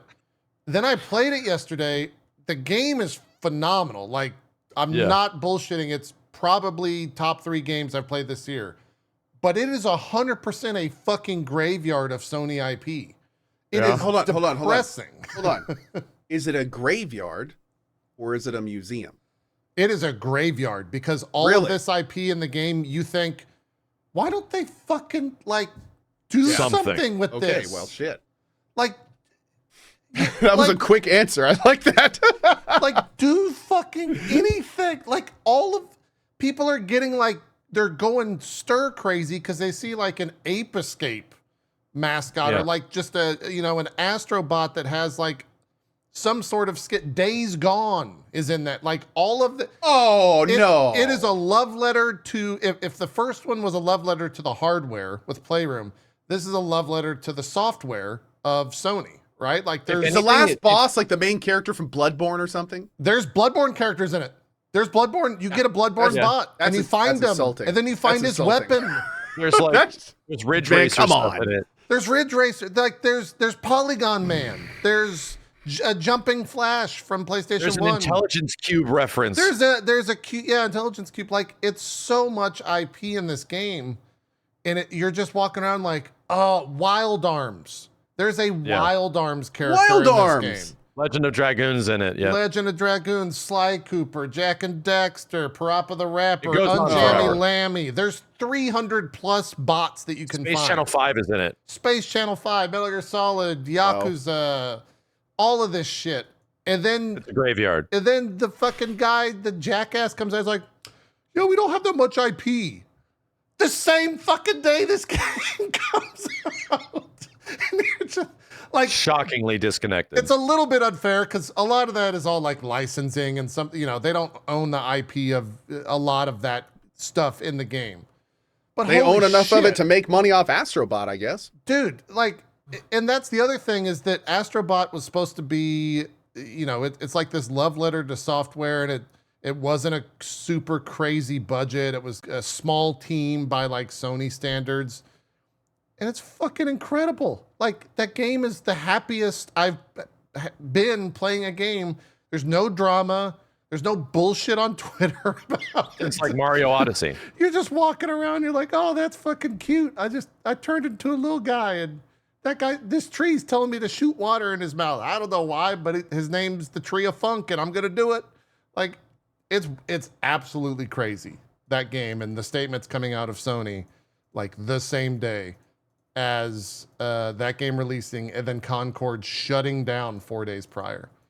It's just a bizarre conflict that are just at odds with one another.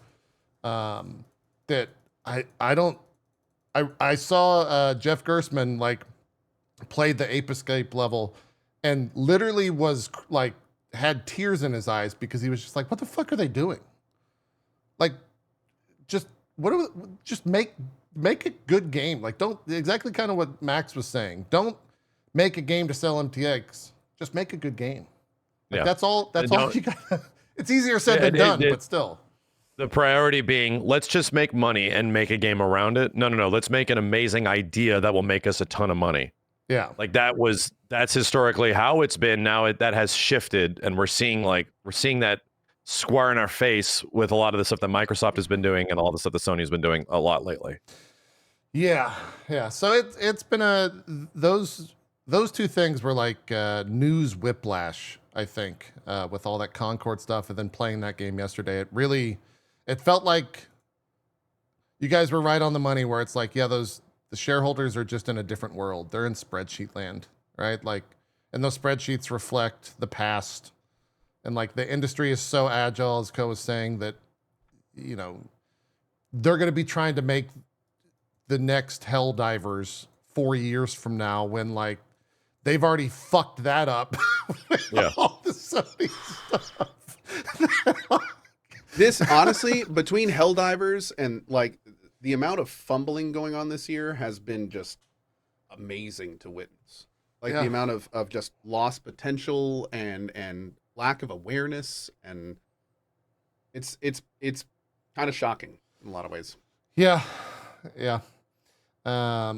It kind of, I guess this news story ties in. There was an interview that, it was not an interview. Was this the keynote? It was story time with Phil Spencer at PAX West. I don't know if. Oh God, this fucking quote. Yeah, dude. I don't know if it was an interview. I can't wait. I haven't heard this one yet.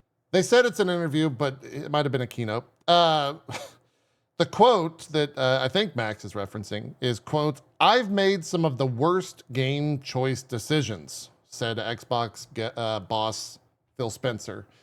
He admits that he, quote, "passed on Destiny and Guitar Hero, but has no regrets."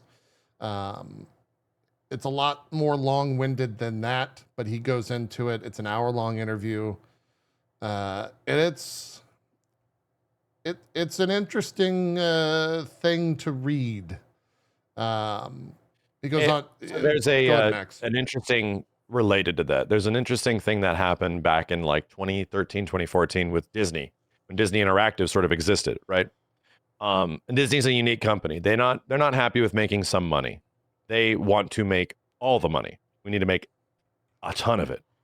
So there was this little game called Disney Infinity with like amiibos. Yeah. And it was relatively successful and sold pretty well. But it was quickly canceled, and they stopped making their little amiibos. And the biggest critical reason, it didn't make enough money. We needed to make more. So unless this is pulling a substantial profit way above what it costs to produce, way more than that, we need to make way more than that, then we're just not going to continue doing it, even if it is successful. Yeah. The budget for that game approached 100 million was released in 2014. I was trying to see earnings on that. I don't know if this wiki is going to have it. I don't know if they were ever actually public about that.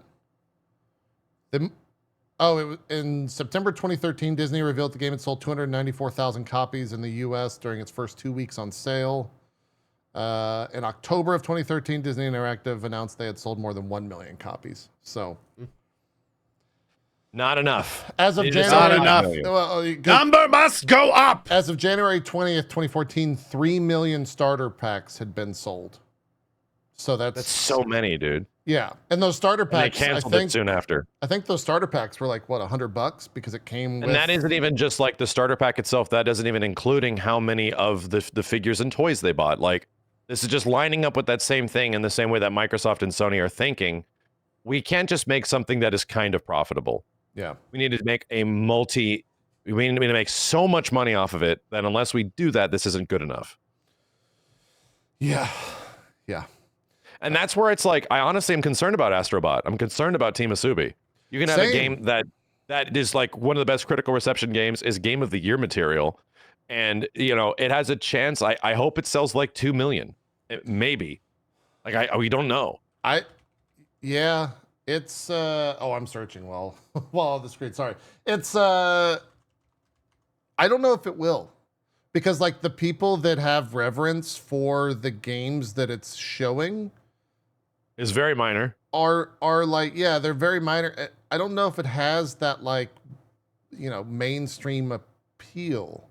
And the audience that the game is inherently appealing towards, the large scale, large budget 3D platformer audience, well, that audience doesn't own PlayStations.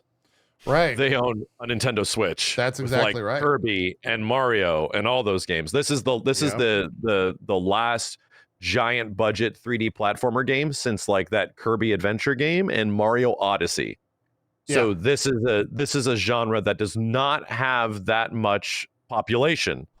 And to be real, not a ton of PS5 owners really line up with this. The third-person character action game is what mostly lines up with PlayStation owners. Yeah, exactly. I hope it does well. God, I hope it does And that's well. the thing, yeah. They could look at this and go like, nah, we don't need them anymore. We can just dissolve that team, put them into something else. It's like, Well, you know, I mean, I'm saw a lot glad of that Jim people. Ryan isn't in charge anymore, or it probably isn't going to happen.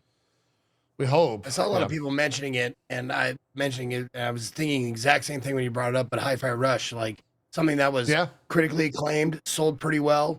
Like the team just got shit upon. They got congratulated by their parent company like 2 months before on their big anniversary of their studio. Like, oh man, what a mess. Yeah, what a mess. For what it's worth, if you have a PS5 and you're listening to this, fucking play Astrobot. It's like the amount of just good vibes associated with this game it's crazy. Until you start to realize it's a graveyard for video games. But and I think for people like us and many folks, like, we remember that the feeling that Astrobot gives us is a common video game feeling. You're supposed to feel good. Yeah. We just want you to feel good. We don't want you to feel specifically challenged. We don't want you to feel like you're in an oppressive environment, like a Souls game or something. No. This is specifically a game about you just play it and you feel it. And it's not just a vibes thing. It's also a controller thing. This game controls like a dream. It's nuts. Like you just do shit and it just works like beautifully. Like, wow, this feels great, dude. Yeah. Games like used to be all about that. That was what arcade games literally were. We need to grab you in the first 30 seconds. It's got to feel good. It got to give you a reason to put more money in the machine. Like, it's sort of that kind of an experience. So to me, it's like a lot of people are having like awakening moments. We're like, oh yeah, this is the way video games are supposed to be. Like, oh shit, that's right. And it's like, yeah, this is the kind of stuff that we've been celebrating for a lot of our end for like a very long time. And like, this is the shit that is cool. Yeah, it was so funny because I didn't play it when like I think the embargo was Thursday, and so everyone that had played it talked about it then and was streaming and all that stuff, and I didn't check it out till yesterday, so I caught kind of like the back end of all of that, and like the statements were so hyperbolic of like, this game made me love video games again. This game like reminded me why I enjoyed playing video games, like just things that you hear and you're just like, all right, like that's bullshit. Fucking, I played the game yesterday. I hadn't smiled that long playing a video game. There's few games that like you time, can think back in your head, because Astrobot's doing it for a lot of people right now, but there's a few games that like do that just in general. And to me, it's like old school Sega stuff. I said it earlier. Space Channel 5 is a game that just makes me smile. Yeah. Like I just can't believe this shit is real. And like Crazy Taxi, like that kind of stuff. It's just like this is just joy. It's just joy in video game form, you know? Yeah. It's very Probably good. why Sega is remaking, or probably why Sega is That's why, remaking. Sega's like, literally doing it again. They're like, oh yeah, maybe we should go back and do shit like that. That's exactly right. They're taking the approach that I think a lot of people wish Sony would. Yeah. Sony instead made a graveyard to their IP. Sega's like, nope, we're just going to remake all of it. Yeah. And to be real, companies are waking up. Like Capcom with the recent fighting game collections doing the same shit. They have like a lot of these old games that are just joys to play. Power Stone and Project Justice and Capcom versus. They're doing it. Let's revisit this and let's see how good it does. Well, here's the thing. If Sony has anything left in terms of being able to see what's going on in the gaming sphere, they have to be seeing the reaction to this. They have to be seeing how much people are loving this. And they have to realize that they're loving it because of all these sunken IPs. So hopefully, like we were talking about earlier with people kind of seeing what your fighting game is doing, hopefully Sony will pay a little bit of attention here and be like, okay, maybe we just need to bite the bullet and, do this thing everyone clearly wants. It's sad because I don't know how well this will do. I hope it sells well, but if those numbers aren't attached to it, they won't. They'll see that spreadsheet and they'll be like, how is it doing? I don't know. I mean, I don't know yet. It has. I think We're it's the best reviewed We're in a game of the hi-fi year. rush situation right now. Yeah. I think critically, it's the best reviewed game of the year, if not tied with Rebirth. So it is important to mention though that we say that we're holding it to the standards of high sales, but they use significantly less resources than normal on this project. Like This they is true. specifically used a smaller, more agile team that was more cohesive. Like Jason Schreier did a big article on it. It was a little unfortunate. When I clicked on the article, I was like, oh, they're going to talk about like the evolution of what Nexon did with Dave the Diver, because this is kind of a similar situation. But interestingly enough, and I actually wanted to talk about this today on the show because I'm curious about this. I tweeted that I was like, hey, what about Dave the Diver? Because Nexon did something similar with Mint Rocket. Does that apply here? Like, are there tangents as somebody who hasn't played it? And numerous people responded and were like, Astro is on a different level than Dave the Diver. In what sense? Is that true? What do you mean? I don't know. Multiple people said that, like, Astrobot or Astro's on kind of a different level than Dave the Diver. I wanted to ask you, what does that mean? A visual standpoint. Yeah. Most people see 2D graphics and think like tiny indie game garage guy. So I think that's where that mentality is coming from, even though Dave the Diver has like a massive fucking budget from a huge publisher. Yeah. Well, and the interesting thing is I kept reading from people that were praising Astrobot. Like, yeah, this game is just fun. It's not hard. It's just enjoyable. Like, it's all. And I was just thinking the whole time, like, yeah, man, that's kind of what I kept saying when I was playing Dave. Like, I felt like there were a lot of tangents here, but like no one seemed to be connecting that. So. Yeah, I think what you're saying is accurate. Where it's just like, oh, it's a kind of like niche game with a limited focus. And they just commit to their guns. They don't try to go overboard and do way too much outside of its scope. We're just going to do this, but really well. It's like a Hades situation where it's we're just going to stick with this. And is it a massive budget game? No. The thing that I think is so interesting between the two is it's literally like almost a copy paste in some ways of super large companies going, maybe there's a better way to do this. Let's shrink down to these micro levels we don't normally participate in and try to be successful here. And this is now the second time when we've seen a huge amount of success from this. Yeah. And it makes me wonder, like, are we going to start seeing like all these major companies start parceling these like tiny little, I hope, like, it's interesting. That's the big hope is that, yes, we can make game experiences within 2 to 3 years. They do not have to be 30 to 50 hours long. They can be adequately priced and they don't need to cost over $50 million. I think there was some rumors that this budget for this game was like 20 to 30 million. And it's like, yeah, well, there you go. There's just not enough employees to effectively pay that much out to. Yeah. Because it's small. Yeah. So, yeah. Well, it's interesting to think about, like, didn't mean to cut you off there. For some reason, your camera is like freezing on my side. I can't tell when you're done talking. My bad. Yeah, sorry. That's totally my bad. But what I was going to say is it's going to be interesting to see, like, in the future, if the progression is not AAA dying, but if it's going to be AAA, like, exploding into these smaller entities that are then, like, starting to make these more indie-style games, and kind of the age of the Concords just kind of fades away as the successes of these smaller, more agile teams that kind of grew out of the corpses of the AAA, if it were. It's Well, where and we the need to more- go because we can't have an entire development studio of hundreds of people making a game, and if that game isn't astronomically successful, everybody's done. Like and that's the way the industry's leaning. It's just like we're just going to create a Spider-Man level game, and we have to sell 10 million unit copies to like even make any money. It's like, well, this doesn't make any sense, guys. Like this, what are we doing here? It's like you can't just throw money at something and expect results anymore, which is kind of the approach that Sony and Microsoft have been taking with a lot of shit. It's like, no, let's just get some small dev teams to make some small, cool games, and hopefully they'll find their audience. And if they don't, then you know what? We don't have to let everybody go. Yeah. And what's even wilder Jeez. is they go this crazy direction with it where you know, like it's how the old people are, no, it's the kids that are wrong. Like we see these executives going, no, it's not our budget. It's that games are too cheap. We need to raise the price of games. That's why we're not making enough money. And all the gamers are sitting there being like, are you crazy? Like you realize like these huge successes are like 20, 30, 40 bucks. And you're sitting here saying that your games need to be like 80, 90, 100. Like, maybe you need to rethink how much you're paying to make your games Yeah. instead of telling us we need to pay more. But it's weird Well- because like it shows with these smaller companies that like someone there gets it. Like someone at Nexon got it with Met Rockets. Someone there gets it with Astrobot.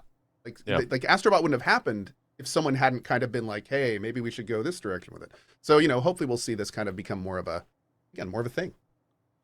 Well, and it seems like I'm you know, once I started making like a you know, livable wage doing this Twitch thing, I started, you know, investing in stuff. And the first thing that the like financial advisors tell you is like diversify your shit, like low risk, high reward. And that's what I think like is a good model. Like Astrobot's low risk, high reward. If it goes somewhere, it'll fucking make you tons of money. Yeah.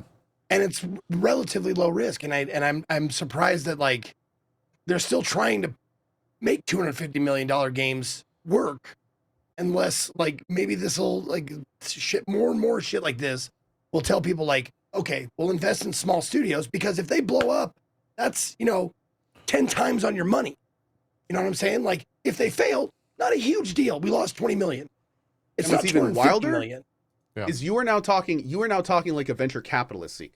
Like that is venture capitalism. It's the shotgun approach of smaller investments, hoping that one of them is going to explode and make you a ton of money, right? So, and AAA is like the opposite of that. So, like we're starting to see that kind of come down into game dev more and more in the back end as well. The film industry, like going through the same thing where tons of people have been critical of the fact that, hey, how about we don't spend, you know, $100 million on making a movie? Maybe we can just spend like 10 million and make 10 movies. Yeah. And maybe one of them will be our Blair Witch. Exactly. It's true. It's true. Yeah, the chat, I think I've seen GTA 6 mentioned like a billion times at this point. That is the opposite, the thing that exists within the industry that is the opposite of what we're saying and will probably just by its very nature of being GTA 6 will work. And everyone's going to be like, they did it. Why are we doing that? Like, why? Sony's like, I want some of that GTA 6. Like, why don't we have a GTA 6? We need a $2 billion fucking budget for a game. What's our $2 billion game? And I hope that's not the case. I hope they're like, well, it's the exception. I hope there's some intern that's like, well, that's the exception to the rules, sir. And he lives through that statement and doesn't get like punched out the window. Yeah. Like, we'll see. I hope that's the case, but yeah. Then again, Sony will probably Yeah, just be like, "Well, come on, we'll just make a game called Minor Borrowing Vehicles," and we'll see about maybe taking that and doing Yeah. something interesting and new with it. Yeah. Have you ever seen a live roulette table and they have like a display of the numbers that previously hit? Uh-huh. Yeah. Like they're looking at those numbers going like, okay, so 15 hit, so that's lucky. 13 hit, that's lucky. 3 hit, that's lucky. And they're not like taking the concept in like, there's no luck. There's no such thing as fucking luck. Yeah. Yeah. You're not betting on a sure thing. Like, you know, it's like 10-1, like make like the AAA companies like, I'm going to make 10 AAA games and sink a lot of money in because that's what we think makes the money, and then like one indie game or whatever. I think it just needs to be fucking reversed. You know, it need to be 10 indie games and like 1 or 2 AAA like big budget games. I don't know the ins and outs. I don't know. Maybe I'm not fucking out of my mind, but that seems like common sense to me. Well, no, you are out of your mind, but in this case, you are correct, and it's a situation like where it's like you when they're putting so much money into these companies, and they actually no, we're not gonna get into that because that's gonna get us into a whole different area. But anyway, back on topic. Yeah. The topic is if you have a PS5, go buy Astrobot. It's worth it. There you go. I don't really want to like that topic. show off that much of the game. That's why I was actually kind of, because like the fun is finding what's in this game. They're not reinventing anything. They're not doing anything crazy. It's just a solid, well done 3D platformer where like everything that you do in the game from like a level standpoint, you're just like, that's fucking clever. That's really cute. They did good. That was very smartly handled. In the game so far, the 6 hours that I've played, I think is about a little bit, almost halfway. That constantly builds throughout the entire game to where they're just constantly doing new stuff. And I think probably this is not an original thought, but it's from most of the reviews of the game. It's the closest that anyone's ever gotten to like a Mario platformer that's not a Mario platformer. And they're right. I mean, they're knocking on the fucking door. Like they're right there in terms of just being like, oh, that's a Mario game. So it's worth it. If you have the means to play it, definitely play it. The music's incredible. The visuals are incredible. Zero performance issues. It's just a game's game. At the end of the day, Dude, it's really awesome. Like, I think in 2020 was like Astro's Playroom or whatever. I correct me if I'm wrong. I'm sure probably no one remembers like 4 years ago, but like I think that game might have been on my top 10 of the year. It was. Like It was on both of ours. Yeah. The VR, version of the game. So if this game is anything like that, it is. I'm excited to play it after I get done with Warhammer. I'm definitely jumping into this. Yeah. Because I love the first one, and by all accounts, this shit is awesome. So it's incredible. Yeah, I think Zeke, you'll freak out with this game, just like I did, where I was just blown away by all aspects of it. And it's also not hard. Like it's maybe one thing it respects you by just being a joy to play in a weird thing. It's a Mario game. Yeah. Well, I was gonna say Mario's not hard either. Yeah. No. Yeah. Mario games are just joys to play. That's true. That is a good point. Like when I die, it's just I'm like, oh man, shucks. Like I died. I guess I'll have to respect the Souls your time. experience has really had its effect on us mentally over the past 10 years, right? Yeah. Wow. Really Which is super good because the PS5 controller is fucking pricey. I don't want to buy one. That's true. It is. All right. What else has happened in news this past week apart from the Concord stuff? Let me just scroll through here. We talked a little bit about the Xbox quote from Spencer. Oh, hold on. I did a news thing recently. Let me pull up my list here. Okay. Before we go on, should I try to reconnect or something so I'm not in the Matrix? Yeah. If you just want to pop in F5, we'll see what happens. Hopefully it can. For some reason, your bit rate's fine, but your FPS is just dropping. Something's kooky. We got to reset it. Yeah. Just we got all the Concord stuff. Yep. There was the From Software stuff. From Software launched its third major recruitment campaign this year and says, quote, several new projects are in the works. That's very exciting. We already read that news. I think that was last week or maybe the week prior, where they're not going to make a game the size of Elden Ring. They're going to reel it back a little bit. So that's great. You know what? Armored Core 7, I'm fine. That's cool. You're not alone. Yeah, we could do that. You're not alone. Did we talk about the Yakuza stuff? This might be a good conversation the live to action? have. Yeah, where didn't they like explicitly state that they didn't play the Yes. games and they're Not only this. Okay. They explicitly said that they were telling the person that plays Kiryu not to play the games. And here's the thing. I'm gonna say my piece here, because I said my piece about this publicly, and a lot of people were very upset with it. But I'm gonna say it anyway, because I don't care. So here's the thing. There are times when you give a character to the artist for their interpretation. There are times when it's amazing and it works great. I haven't seen it, but I've heard Pedro Pascal's amazing in Last of Us 2, and he hasn't ever played the games. That's awesome. Sometimes it works and sometimes it's great. But there are other times when you have spent literally, arguably, 200 to 400 hours with a character.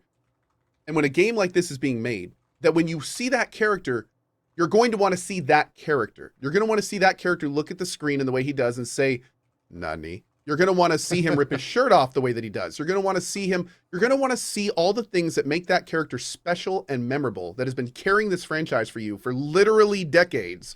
You want to see them faithfully recreated. The idea that they're telling this guy not to research that character before playing him is kind of obscene. Like, don't get me wrong, that works sometimes, but you're literally deprived. That's like telling him to take a test and not study for it. Like, he's going to get ripped to shreds if he's a Kiryu that no one's seen before. Yeah. I'll go you Like one better. it's like doing a biopic of some famous historic, like if Daniel Day-Lewis didn't even learn anything about Abraham Lincoln before portraying fucking Lincoln on the fucking film. It's like, no, we want our own interpretation of Lincoln. Like, and are you kidding me? You're not going to look at anything from the past, like, when he was president, before he was president, none of that. You're not going to look at any of that? There's this weird thing that they're saying where it's like, yeah, but it's okay because the director's fully knows it, or the cast fully knows it, so it's fine. And it's like, that's cool. But now, when you're telling him about the scenes where Kiryu spins around and how he looks and what he says and the way he says it, why would you add in the perspective of these? Why wouldn't you just show him how the character does it so he can do it how the character does? Like, why would you deprive him of that? Like, you're just adding steps. And in the perspective of Yakuza, it's already a game that's and with characters that are extremely like self-referential and like sort of aware. Like, they're almost like aware that they're in a game at times. Oh, like you need to sort of have that perspective. Yeah. Yep. And I mean, look, they made Yakuza Ishin, which is literally the characters of Yakuza cosplaying real life characters. So it's like, you can't have a more established kind of canon in that. Yeah. Crazy. Yeah. One of the worst parts would be that Yakuza series comes out, and guess what it is? Extremely dramatic and very serious. God, yeah, with like zero of the charm. No idea about the tone of Yakuza. Like, no clue. Where it's like, no, the whole point of Yakuza is it's goofy and crazy and wild, with moments of introspection and moments of seriousness and moments where it needs to hit, it can hit, But that's actually a very hard tone to land on in a game or a film. Like, that's not specifically easy to be like super funny in one moment, and then, we're lamenting the death of a character that's very serious in the next moment, and have that hit. Yeah. Yeah. Very well said. And what's even crazier is that balance you're talking about is one of the reasons that Ryuga Gotoku and the Yakuza franchise are as popular as they are. Yeah. So it's like to not, again, and going back to not have your lead character be exposed to that is just, again, crazy. It's crazy. It's crazy. If I were them, I would have been like, okay, for the next 2 months, here's the 11 games you need to play start to finish. And when I say start to finish, I mean every side quest your character's involved in. All of them. And then at the end, I'm going to have a 400 question test for you. And if you fail 5 of them, you do it again. Yeah. Someone from your chat, I think made a very, to me, an excellent comparison to how you can do that. Scrubs. You ever watch TV show Scrubs? Oh, True. yeah. They walk that line between dramatic and goofy as shit, fantastical, stuff like that. Yeah. I think they did it well, so it can be done. And what's even crazier is when that's done well, it's like that premise where, you get a little, the pleasure's even better if you have a little pain before it. Like, being able to walk that line makes those impactful moments even more impactful. So it's like this magnification effect that you don't normally get. So it's a very special thing, for sure. Yeah. It is true, yeah. Yeah, Bill Lawrence, the writer of Scrubs, he did Ted Lasso as well, and I think Ted Lasso is the exact same thing. Yeah. Yeah, that's a skill set. That isn't just a thing that you happenly come across, to be able to teeter on those two elements. No. You need expertise. Yeah. Yeah. Oh, Absolutely. Scrubs is an older TV show. I think it's been off for a while now, but it had many very successful seasons. It was 9 huge seasons, in the US for a long I think. time. Yeah. I think It they're was one of those actually- shows that you couldn't turn on the TV without finding it playing on some channel. I for think they're decades. And oddly potentially enough- doing a reboot of it. Funny enough. Oh. But yeah. Oddly enough, I live with a medical professional. My lady was a respiratory therapist for many years, and she was like, "Yeah, it's widely known in like the medical community that Scrubs might be it's not 100%, but it might be the most accurately like portrayed medical, like when they do the medical jargon stuff. Yeah. It's like that is the closest of any show or movie, like widely like among professionals." Yeah. And that like is literally part of its humor, that you have these characters that are like wild and nonsensical and like very cartoony, but the technical part of it is extremely accurate. Yeah. Yeah. What else? Quick tangent. Balatro is coming out to mobile, so Also, enjoy they're everyone's. doing a crossover with. Yeah. Some weird Who? games. Yeah, I think they're doing a few crossovers. They're Yeah. getting out there. Balatro is just it's coming for your work. It you're, is. You're not going to be able Dave to the work Diver. anymore. That's what it is. Dave the Diver and Balatro. Yeah. And I was just think, like a match made in a bar after many drinks. Yeah, I so don't it's know. the Jimbo update is what they're calling it, and it's The Witcher, Among Us, Vampire Survivors, and Dave the Diver.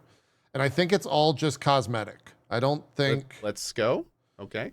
Yeah, I don't think that there's any actual. It's a major free update, and I think it's just like card backs or something, or it's a free pack, or it's free, so it's not gonna cost you any. They're just adding All more just value. visual updates and no gameplay stuff. Okay. Cool. I mean, it's still cool. Like it's fun to see indies come together and have some fun with each other. So Yeah, yeah. And then indies and Nexon. big news, obviously, mobile on September 26th. So good luck to everyone. We did talk about the comment. Dude, game on mobile, like did either of you have like a parent or an aunt or something like that had anytime there was free time, they'd whip out that like blackjack game or poker game, just the Tiger handheld. Totally, yeah. That shit is gonna be fucking bonkers. It's gonna be crack. Yeah, it's gonna be absolute crack. I was trying to find out the full. So it was just the Sony CFO. The full quote was, "Whether it's for games, films, or anime, we don't have that much IP that we fostered from the beginning." Okay, so Okay, the full so that last quote bit's I important, actually yeah. agree with. Yeah, Okay, they that fucked last that bit- up. Yes. I would say, if anything, we've been trying to prove that point. Yeah. Okay. It goes on and says, quote, "We're lacking the early phase of IP, and that's an issue for us." Yeah. Yeah, that's You're a not huge wrong. issue.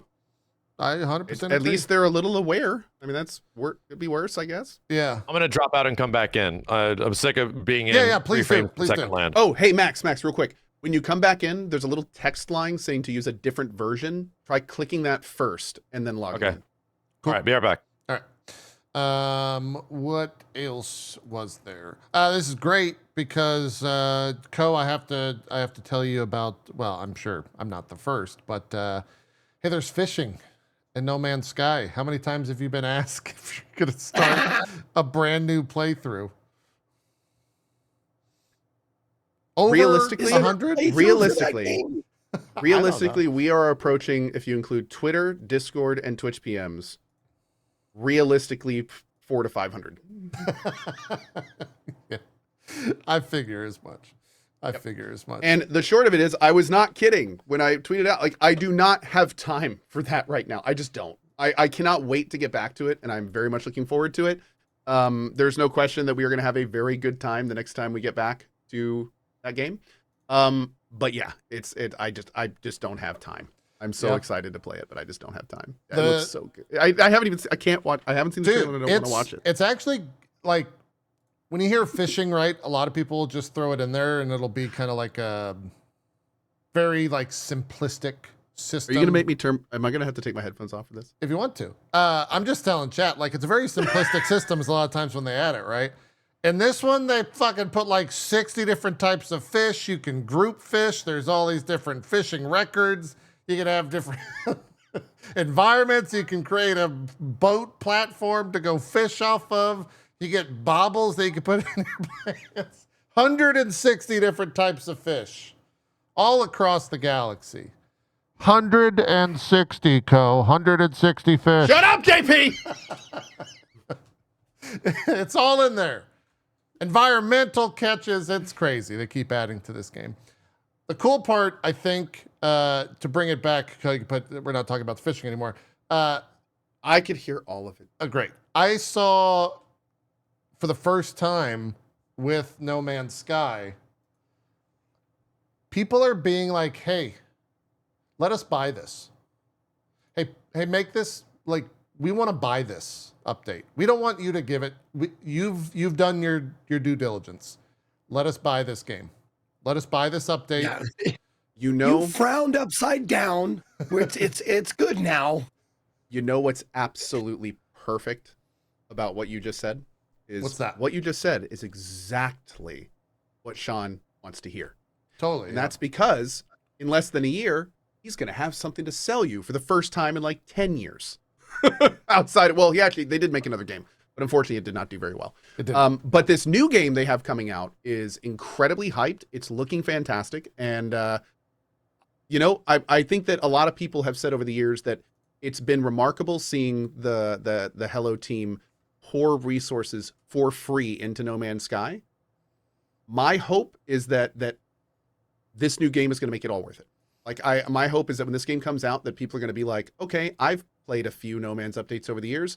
I don't even know if I'm going to play this game. I'm going to buy it. I'm going to support this company. Yeah. And I think, honestly, I think that's what's going to happen. And I kind of hope, like low key, haven't heard people talking about this. I kind of hope we see this game come out from Hello, be like one of the top selling games of the year. Possibly like, it's going to be a very big deal. This is like one of the largest success stories from where it came from to where it is now that we've ever seen. And this big new title they have is like going to be the conclusion of that saga. Yeah. So I know I'm already thinking of buying multiple copies. I know a lot of people are as well. And I think it's going to be pretty huge. Yeah. I hope so. Max, I don't know if you saw that. Light No Fire is the name. I'm sorry. Light No Fire is the name of the new game. Yep. I hope we see more of it too, because that was, I think, last year. Here's what's even crazier. When that game comes out, if it's not in a good state, no one's going to care. Yeah, No one's going to care. that's true. Every person in existence knows that if there's one game company that is going to do what they need to do, if there's one company the world can count on, it's that.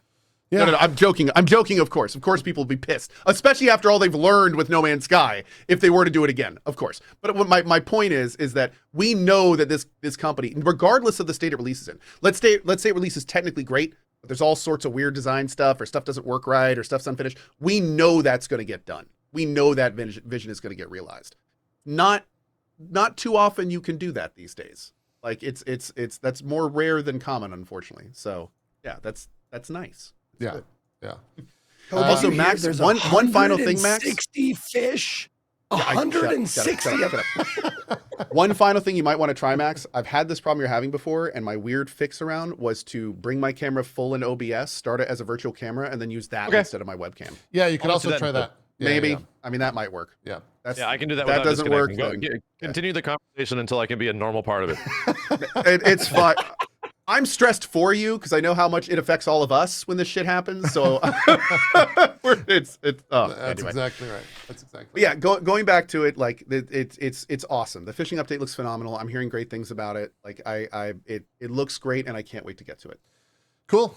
But I mean, there's too many other good things. There's too many other good things out there. There is a lot of good stuff right now. I saw the announcement. This was 3 days ago. The Street Fighter Twitter account announced they sold over 4 million units globally. Congratulations to Capcom and the Street Fighter team. It's wild to think like how much of a, I guess, impact that game kind of has on the video game industry, but it's 4 million units. Like so many other people celebrate like 10 million, 15 million units, and Street Fighter's like 4 million. And it's actually one of the best-selling fighting games for the time frame, like ever. Yeah, Not the best, but one of the best. Yep. That is correct. Are I think. Oh, I spoke too soon. I was gonna say you're a steady 30. I don't know if you Ah. plugged in the. You might actually, yet. if you change the source, by the way, to the OBS camera, you do have to hit Yep. a F5 for it to actually catch in the Oh. program. Okay, hold on. You can just hit a F5 on the actual browser itself. The next thing I do want to mention, real quick, and then we are going to talk Space Marine. I think a lot of people are hounding for us to talk Space Marine. Twitch put out this new ad manager this past week, and added some interesting things to it. A lot of it is too inside baseball to discuss on the show. That's not going to really do anything for viewers, but there is some interesting things in terms of the options that it gives you. And one of those is, I don't know if it's the same for you guys. For me, my max number of ads that I can run an hour is 22 on the slider. I can put it all the way up to 22 minutes of ads an hour. 22:30 is what I got. Yeah. So I did some digging and I was like, why the fuck is this 20? Like, what's going on? There is a long and huge divide amongst streamers like us who have been on the platform for a very long time and like the newer streamers. Class. The new class. For example, I don't know the actual number, but there's a ton of conversation on the amount of ads someone like Kai Cenat runs. For those that don't know, Kai Cenat's the biggest streamer on the platform by a large margin. He averages 100,000 plus viewers on any given stream that he does. eBay, but yeah. Well, I think Streamer Charts put out the information, like even Kai Cenat crushes him in terms of just overall, not max concurrent, but overall like actual. Oh, okay, total hours. Total hours watched, yeah. Okay, gotcha. He's running 15 plus minutes in ads, 15 plus minutes of ads an hour on a stream.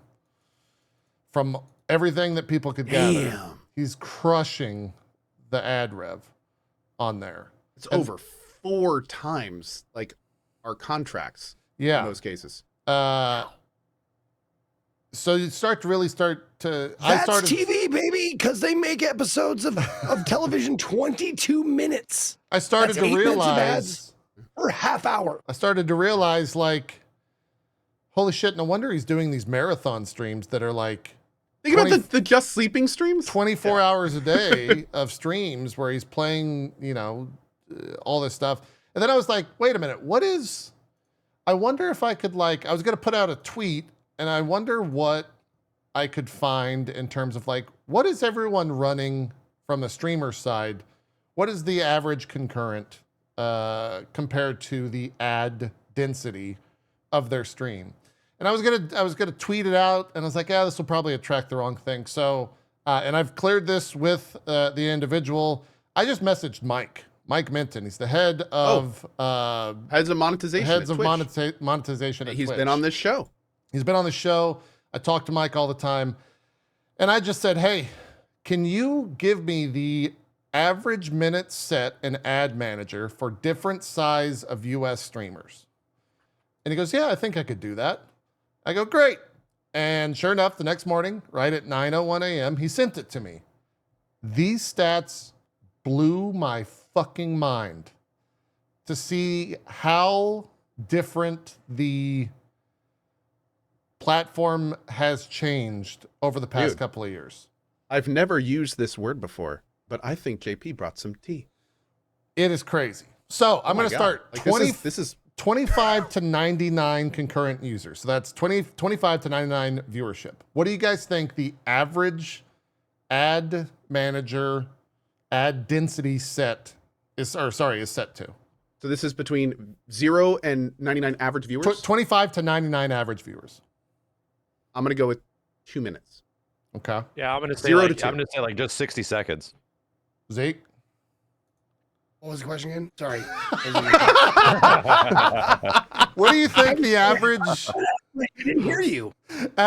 what's the average ad density set in the ad manager for 25 to 99 concurrent user streamers. How many ads per hour do you Yeah. think 0 to 99 streamers are running? Yeah. What do you think? Sticky guess. Well, the ad split like per hour, I would say 3 minutes. Okay. Because that's where you hit the 55% rev split or whatever. Good point. Very good point. Zeke is the closest, but he's still off. 4 minutes. Yeah. Wow. 4 minutes That, is the right average. now, 4 minutes is the standard Yeah. on Twitch. From Yeah. every bit of research I have done, that is the average amount. Yeah. Is 4 minutes. 4 minutes per hour. Here's where it gets wild. 100 to 999 concurrent viewers. What do you think the ad rate density is? Oh, whoa. I don't think it's going to... Now, those are going to be streamers that are looking for growth. And they know that ads are going to affect it. So I would say less. Anyone else want to take some? But they might want to kill pre-rolls because that's like a whole thing that we didn't have to worry about back in the day. Yeah, Didn't the have to pre-roll factor in. incentive. I'd say that one's at least 3 minutes. The pre-roll incentive is generally around 4 too. Yeah. So Zeke, any takes? I'm gonna go Zeke with is 6. correct. It's 5 minutes. Oh. Damn. there you go. Okay. So a 5-minute ad thing will kill the pre-rolls pretty much 100% of the time. That means that any new viewer coming in is not going to get a pre-roll ad. It also means they're going to qualify for the ad revenue, like JP said. But I think that that's was the Zeke's, top. yeah. Oh, I'm sorry, like Zeke said. But yeah, I think that's like those are all the perks as of now. So it's going to be interesting to see if this goes. So 2 more stats. 1,000 Okay. to 5,900, 6,000. 1,000 to 6,000 CCU. Up or down? Well, geez, it's trending up, isn't it? I'm going to say 8. Max I'm says gonna say down. it's actually down. Okay. Zeke? I hope it goes down, but I'm going with the trend. I'm gonna say with 5. So the way it worked out math-wise is 6.82 minutes, which could really be rounded up to be like 7. And then it's 6,000 Going up. plus, which is where it stops in terms of the data, because there's only so many streamers with that amount of viewership. Oh, It actually goes up again at 7.36 minutes. So the higher, What do we say? What do we say? I'm gonna go with So wait. 1 minute, Bob. 1 so minute. the low end is around 2 and the high end is around 8, low end is around 4. around 4. 4 is the So lowest. we're looking at like an average of 6-ish across Yeah. the platform. So then after all that, I was like, Okay. oh my God, like what is that actually? Because I know all of you guys, all my friends in the social sphere, we're all like, I'm doing 3 now, like 3 minutes. You know, we're doing 5, like 4 minutes. Like, oh my God, there's so many ads, guys.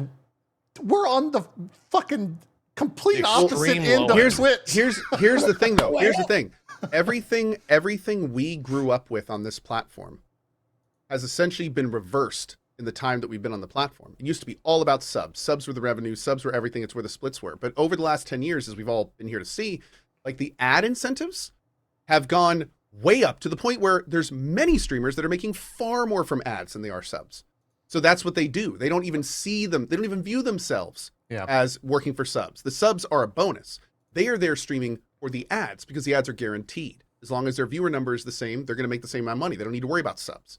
So it's a different world where their approach, if a streamer joins a platform these days, their approach is not I need to get subs, it's I need to get numbers because I need to get the ad revenue. So it's a different culture. Yeah. And to be fair, love it or hate it, it is this way because of Twitch and the work they've put in over the last 5-ish years. Like they have done a remarkable job. Yes. Completely reinventing what ads And are I will to say the platform. we were a part of that process. Yes. Like we signed contracts and changed the Yes, we had mentality to. of the platform. Yeah. Yep. And that was their choice to make that be a requirement. And again, Yep. like to get to where they wanted to, like it's crazy to think that we make fun of Twitch with ads all the time. And we talk about this frequently about how the platform has all sorts of problems and the ads are part of all that. But like to think where they would be if they had not done all this work with ads right now makes me wonder if Twitch would still be here totally. at this point. I wonder if Amazon would have shut it down by now if they had not undergone this ad renaissance that they have basically undergone. So it sucks. Like it really sucks, but like it's just bills don't pay themselves is the unfortunate reality. And Twitch is not making any billionaire money right now. They're not. It's not making Amazon money. So it's not like some fat cat's getting their pocket laced by all these extra ads. Like this is paying people's salaries that in most cases are like in the trenches. So it's not a great situation for anyone really involved. But you know, it would have been nice if Twitch had figured this out instead of having to do it with us on the fly. But you know, we're seeing what they can do. Yeah. I know had someone in chat, sad Bezos sounds. I know it's weird, even it's strange, right? Because we're talking about Amazon, but at the same time, we're not. Like it's weird. It's weird. One good it's thing weird about having to care about ads on an Amazon-owned company. That's weird. Like I don't know. Good update was I don't know if you guys saw this, but there's a toggle now to auto snooze ads for raids and hype trains. Oh, okay. In the ads manager? That's good. Mm-hmm. Yeah. In the advanced settings, it says auto snooze ads for automatically snooze ad breaks during raids and hype trains. So that's nice. Gotcha. Max, I'm going to pop this up so that people stop. Oh, thank God. Yeah, stop fixating on your camera and we can get you back in the conversation. Yeah, I think it's something. Sorry about I don't that, even dude. have a virtual cam option in OBS right now, but because I think my account is technically streaming, so you know this is better. Okay. Yeah. Cool. Yeah. The ad stuff that information was weird because then I started doing the like math on my channel of like, so if I run 1 more minute of ads month to month, what is that in terms of like revenue? And Probably pretty substantial. It's about 10%. 1 minute of Yeah. ads is about a 10% revenue increase for me month to month, which I had no idea that it was like that significant until I started to look at it.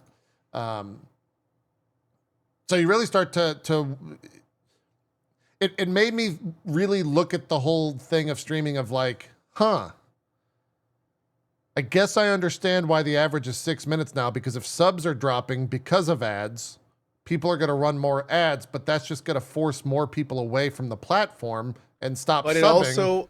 it It's not a also healthy makes the cycle. people that are there regularly want to sub to get away from the ads. That's exactly there's right. this- Yeah. There's this weird like critical mass thing that happens where when you start like making the ad decisions, like when you start making more ads, like are you going to have enough people that want to sub to watch you to make it viable, or are you going to chase more people away by running the ads? So it's like it's weird. Like you have to every channel is going to be different, and every community is going to be different. So Yeah. It's really interesting. I was very I guess it's just incentivizing Turbo. Not wrong. also not wrong. Yeah, Turbo's still the best. Yeah. Yep. I tell everyone, if you watch more than 3 streams, like Turbo is your option, basically. Yep. Especially if you are someone who likes to watch news streams.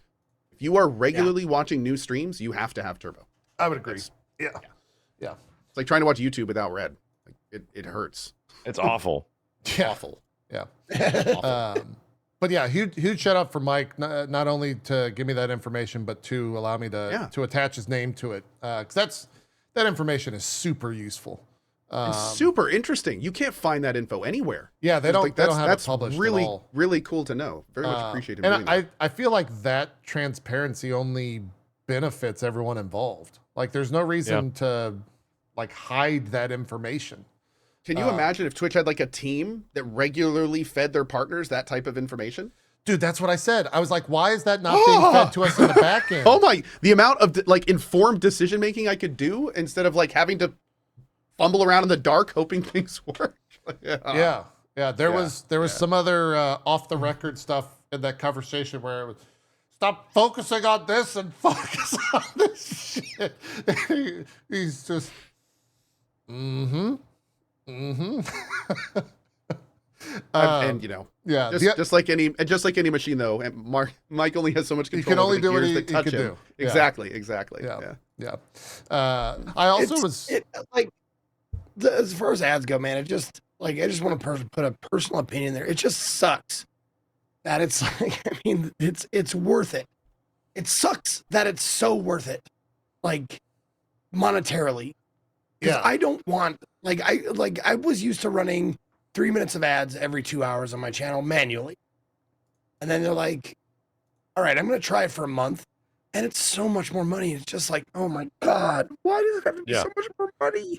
Yeah. Like it's, I don't I wanna don't run know ads how like that. YouTube, I don't know how YouTube works, but I don't think they have the same sort of like monetization practices for streaming on YouTube. JP, do you have any idea? Because I know you also do that, right? Yeah. So there's basically my YouTube is like automated in the sense that it does all of the ad stuff on its own. And I will say, and we mentioned this last week, like YouTube's ad system compared to Twitch's ad system is like high school to college, maybe even like middle school to college in terms of just like the size and the scope of Google's monolithic ad service that exists compared to like Twitch's and even Amazon's like advertising arm. But yeah, it's all, I want to say, just mid-roll focused over on YouTube. They call it mid-rolls. It's not even like hourly. It's, we're going to roll in mid-rolls in your video. Gotcha. That being said, for comparison's sake, with a rather large or rather small YouTube audience of anywhere from 150 to 250 viewers concurrent on like a 4-hour video, it's pretty comparable to like a 8-hour stream on Twitch. Damn, that's crazy. So that almost like even more incentivizes the multi-stream mentality that is sort of just like taking wind all over the place. You're just going to earn, if you have a big audience that's willing to watch on YouTube and they're also willing to watch on Twitch, and you're just like literally doubling your ad revenue, which is already very substantial. Yeah. Oh yeah, 100%. It's you turn on a second stream and it just is like it's not printing money, but it's just like free money at that point. It's literally free money because you're not doing anything extra outside. You're not doing any extra work. Yeah. Well, but hold on. And I actually would love to talk to both of you with that. Now, first of all, Max, do you multi-stream? I do not, because there are reasons like similar to yours. I was going to ask. Yeah, does it like tank your channel? Like what is? No, it's not a tank reason. It's that I stream exclusively to Twitch for contractual reasons. Yeah. Yes, we are. Yeah. We are being held down by the man. I see. Yeah. All right. Yeah. That's interesting. I think it like me, you, and 2 other people, I think, are in the boat at this point. You're all like legacy on Twitch. Shit. Yeah. So I don't know about you, but I'm shooting for this year. Hopefully we'll make it. But anyway, on that note, are you planning on doing that? Are you going to turn on the multi-stream? Like, if there was an opportunity, you have a huge YouTube channel, and I've heard that it messes with it. I've heard that it messes with it, but now it's just like I don't even know if it's the case. If you just like run the stream and don't save the VODs and stuff like that, like I have no clue. Yeah. So I haven't even been in an opportunity to like test it. But I would definitely be curious because I have like a near 2 million sub YouTube channel, and then also this. So it's like I don't know. All I do know is that from a content creator perspective, the Twitch audience and the YouTube audience are substantially different still to this day. So the amount of people that like just don't want to deal with Twitch and anything on it, then just do YouTube, they just do that. There are still an adopting rate of like a percentage that will just absorb anything and are cool with both sides. But there's still like a really big side that is like, oh, I just like Twitch. Oh, I just like YouTube. Yep. Yeah. Yep. I agreed with that 100%. I think most and people dude, I have had so many people on Twitch be like, will you please stream on YouTube for higher quality? Like, will you please stream in higher quality? And I know you're doing the 4K stuff, but even that it's going to be a while until that's here and it's going to have its own stuff. So Twitch is not there yet. Man. No, but right on, man. Yeah. I think we've seen over this past week, even like Tim the Tatman and Dr. Lupo are both out there preaching that like multi-streaming's the future, and that I think kind of lit a fire. I saw Lyric started multi-streaming for the first time this week. And how are they? Does anybody know how? I mean, I'm assuming Tim is just fine because obviously he was already on YouTube established and all that kind of stuff. But like, I know Lyric has like a big presence and a VODs channel and all that kind of stuff on YouTube, but it's clearly not priority, right? Yeah, so how is that running for him? Is it like getting like relatively decent viewership? Is it working pretty well, or is the substantial element of his base still on Twitch? Definitely still on Twitch, but I think I saw yesterday it was like 14 or 1,500 people were on his Which YouTube is stream, good. which is pretty Huge. good. Yeah. Yeah. That's massive. That's a foot in the door. Yeah. And the big thing is like when you're someone like Lyric, where you're entertainment, you're already entertaining. You clearly have made a following. Like to have a presence already that large on YouTube, that's the kind of thing that's going to start snowballing very quickly. Yeah. In an entirely new environment. Well, So, and the biggest thing too is that, and this is why I started multi-streaming myself, and I think it's the only benefit, or not the only benefit, but the biggest, and I want to be like very paramount about it. It's an incredible reason. The VODs on YouTube fucking make money, and on Twitch they just really? die.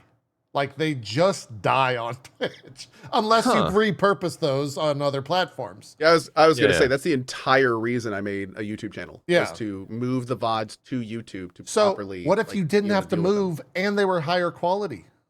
So this is where it gets interesting because and honestly, like I'm kind of in a super unique position to test this. Yeah. Because I've been doing it this certain way for like 3 years and I could overnight like put higher quality and a different, because what's interesting is like we chop our videos into 30-minute sections Yeah. because you can export them into YouTube from Twitch and you chop them as they come over into imports.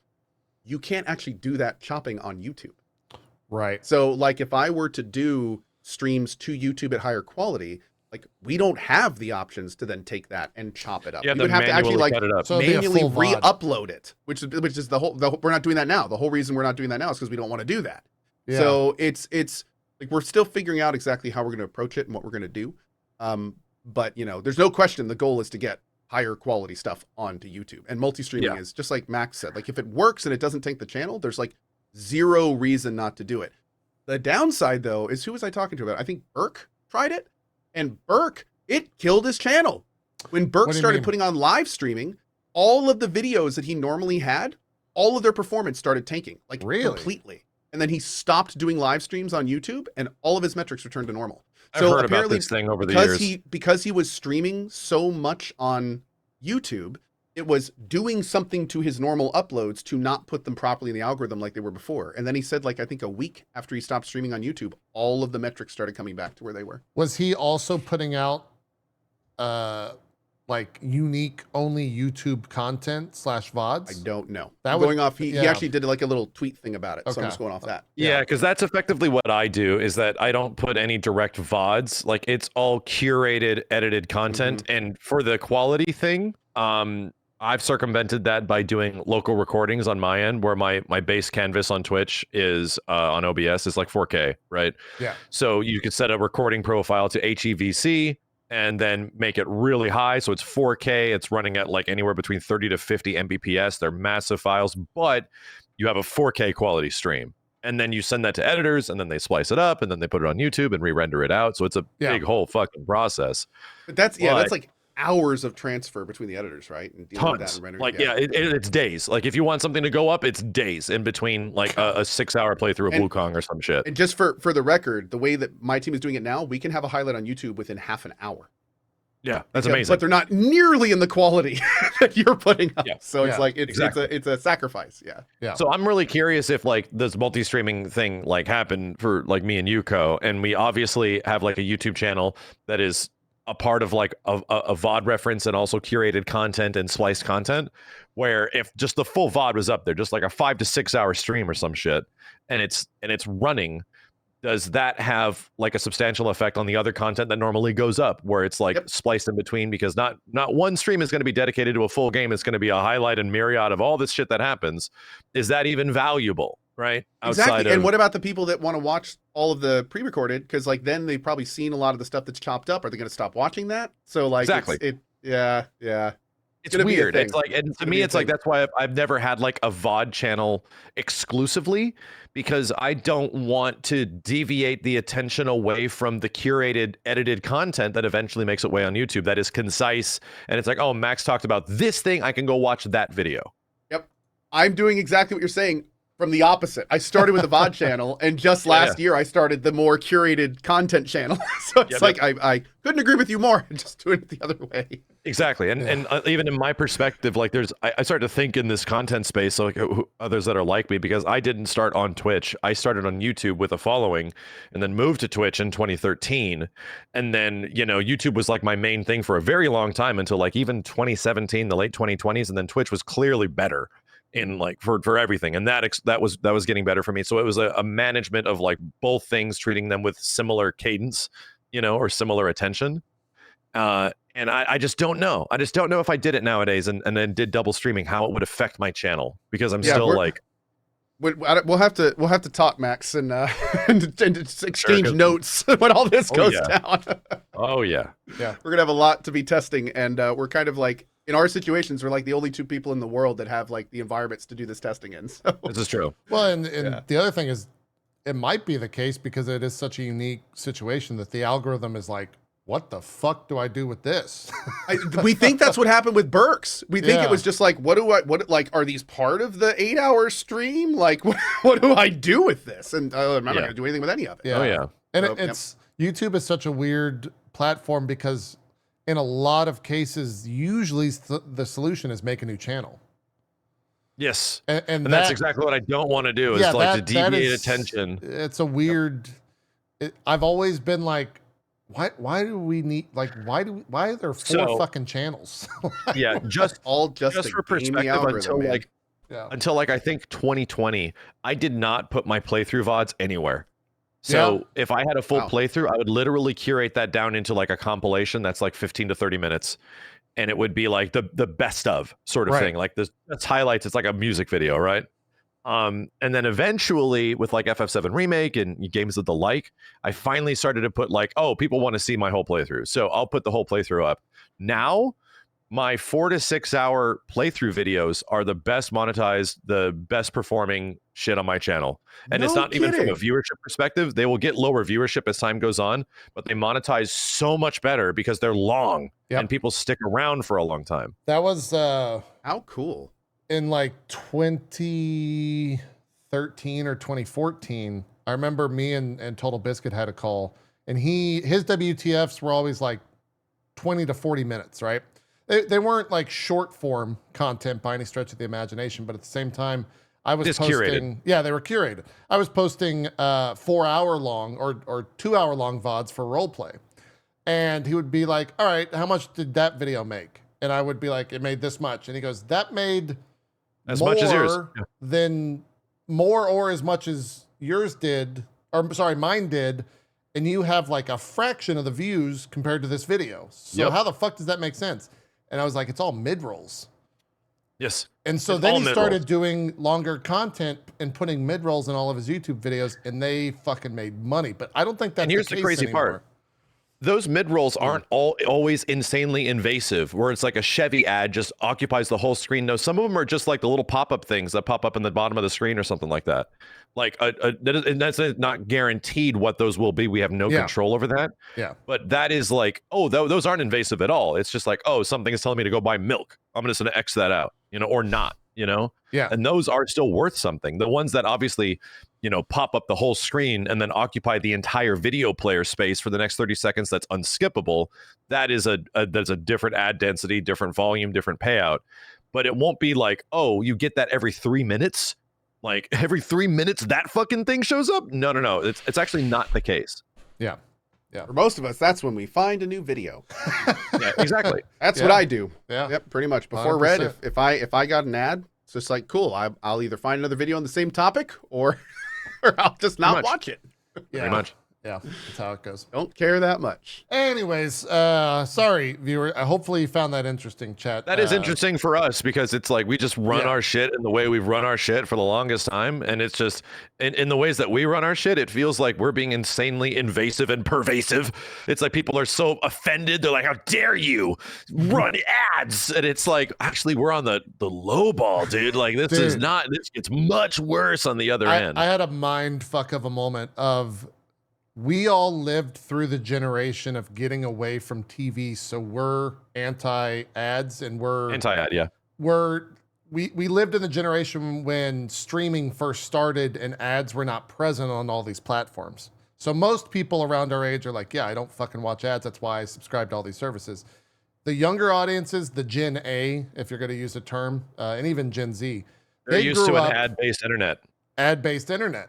So on all these bigger platforms that skew younger in their audience, they don't fucking care about the ads because they don't know any better. They've never experienced a world where the content wasn't heavily monetized. They like don't that. know what a 22-minute show and a half hour feels like. Well, no, they do because that's what they're experiencing, but they don't care. No. They have internet ads. Internet ads are not TV ads. Okay, sure. And for the Yeah, record, yeah, yeah. let's talk about this a little bit. We know how bad it can be because we came from the 8-minute ads every 22 minutes, unskippable, takes your show away, and we know that we're headed back in that direction. So Yeah. we're the canary in the coal mines going, oh, no. We're already doing 4 minutes. We don't need more than this. We It need to is change true. the ads so they're less invasive.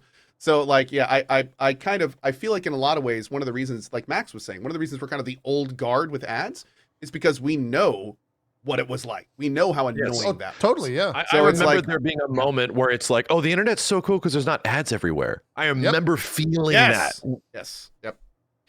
Well, Absolutely. that's how all the streaming platforms were. Like, oh, Netflix is incredible. You can watch all this content.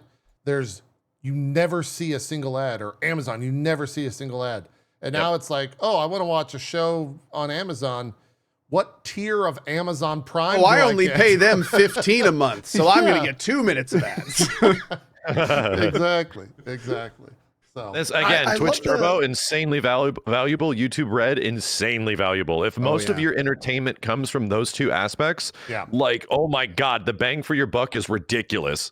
The amount of your life, the amount of your Yes. time that you Exactly. will save is priceless compared to the monthly fee of those two services if you are avid watchers of both platforms. yeah. Yep. I would make the same love argument how for like the- an office chair or a mattress. Yes. Zeke, go ahead. The up and down of it went like I remember back in the JTV days, Justin TV for those of you who don't know, when they first like the gaming section of JTV rolled out the ad program, and some people were allowed to roll ads, and how fucking elated they were. They're like, "Oh my god, I can make money!" Like, Yeah. 'cause people were streaming on JTV for $0 nothing. Yep. Just for the love of the game. And then you get this ad revenue. And I remember like the first check that my buddy Manver's game got was like $12 or something like that. He was like, dude, I'm making money playing video Been games there. on the internet. Yeah. Oh, yeah. Freaking love it. In there where it's Love like it. your job is giving you like, however many thousands of dollars a month. But brother, I made $84 this month off YouTube videos. Check this shit out. For some reason, it's taking It's all- happening. It's happening. It's crazy. Yeah. It's crazy. Love it. All right. Chat, sorry, we're old. Let's talk video games for a bit. Speaking of old, I just did a 10-year resub in your channel there, JP. Jesus Christ, Nice, don't say man. that. Thank you, first off, but also don't fucking say that. Let's talk Space Marine 2 specifically, because that came out this past week. Well, it's in early access. It doesn't actually come out to the masses, which is crazy to think about, till Tuesday. And I would say pretty fucking good. Like, it's a pretty good game. How you I think have put the most hours into it out of all of us. How are you enjoying the Space Marine 2? So good, I've made 2 different videos on it. Yeah.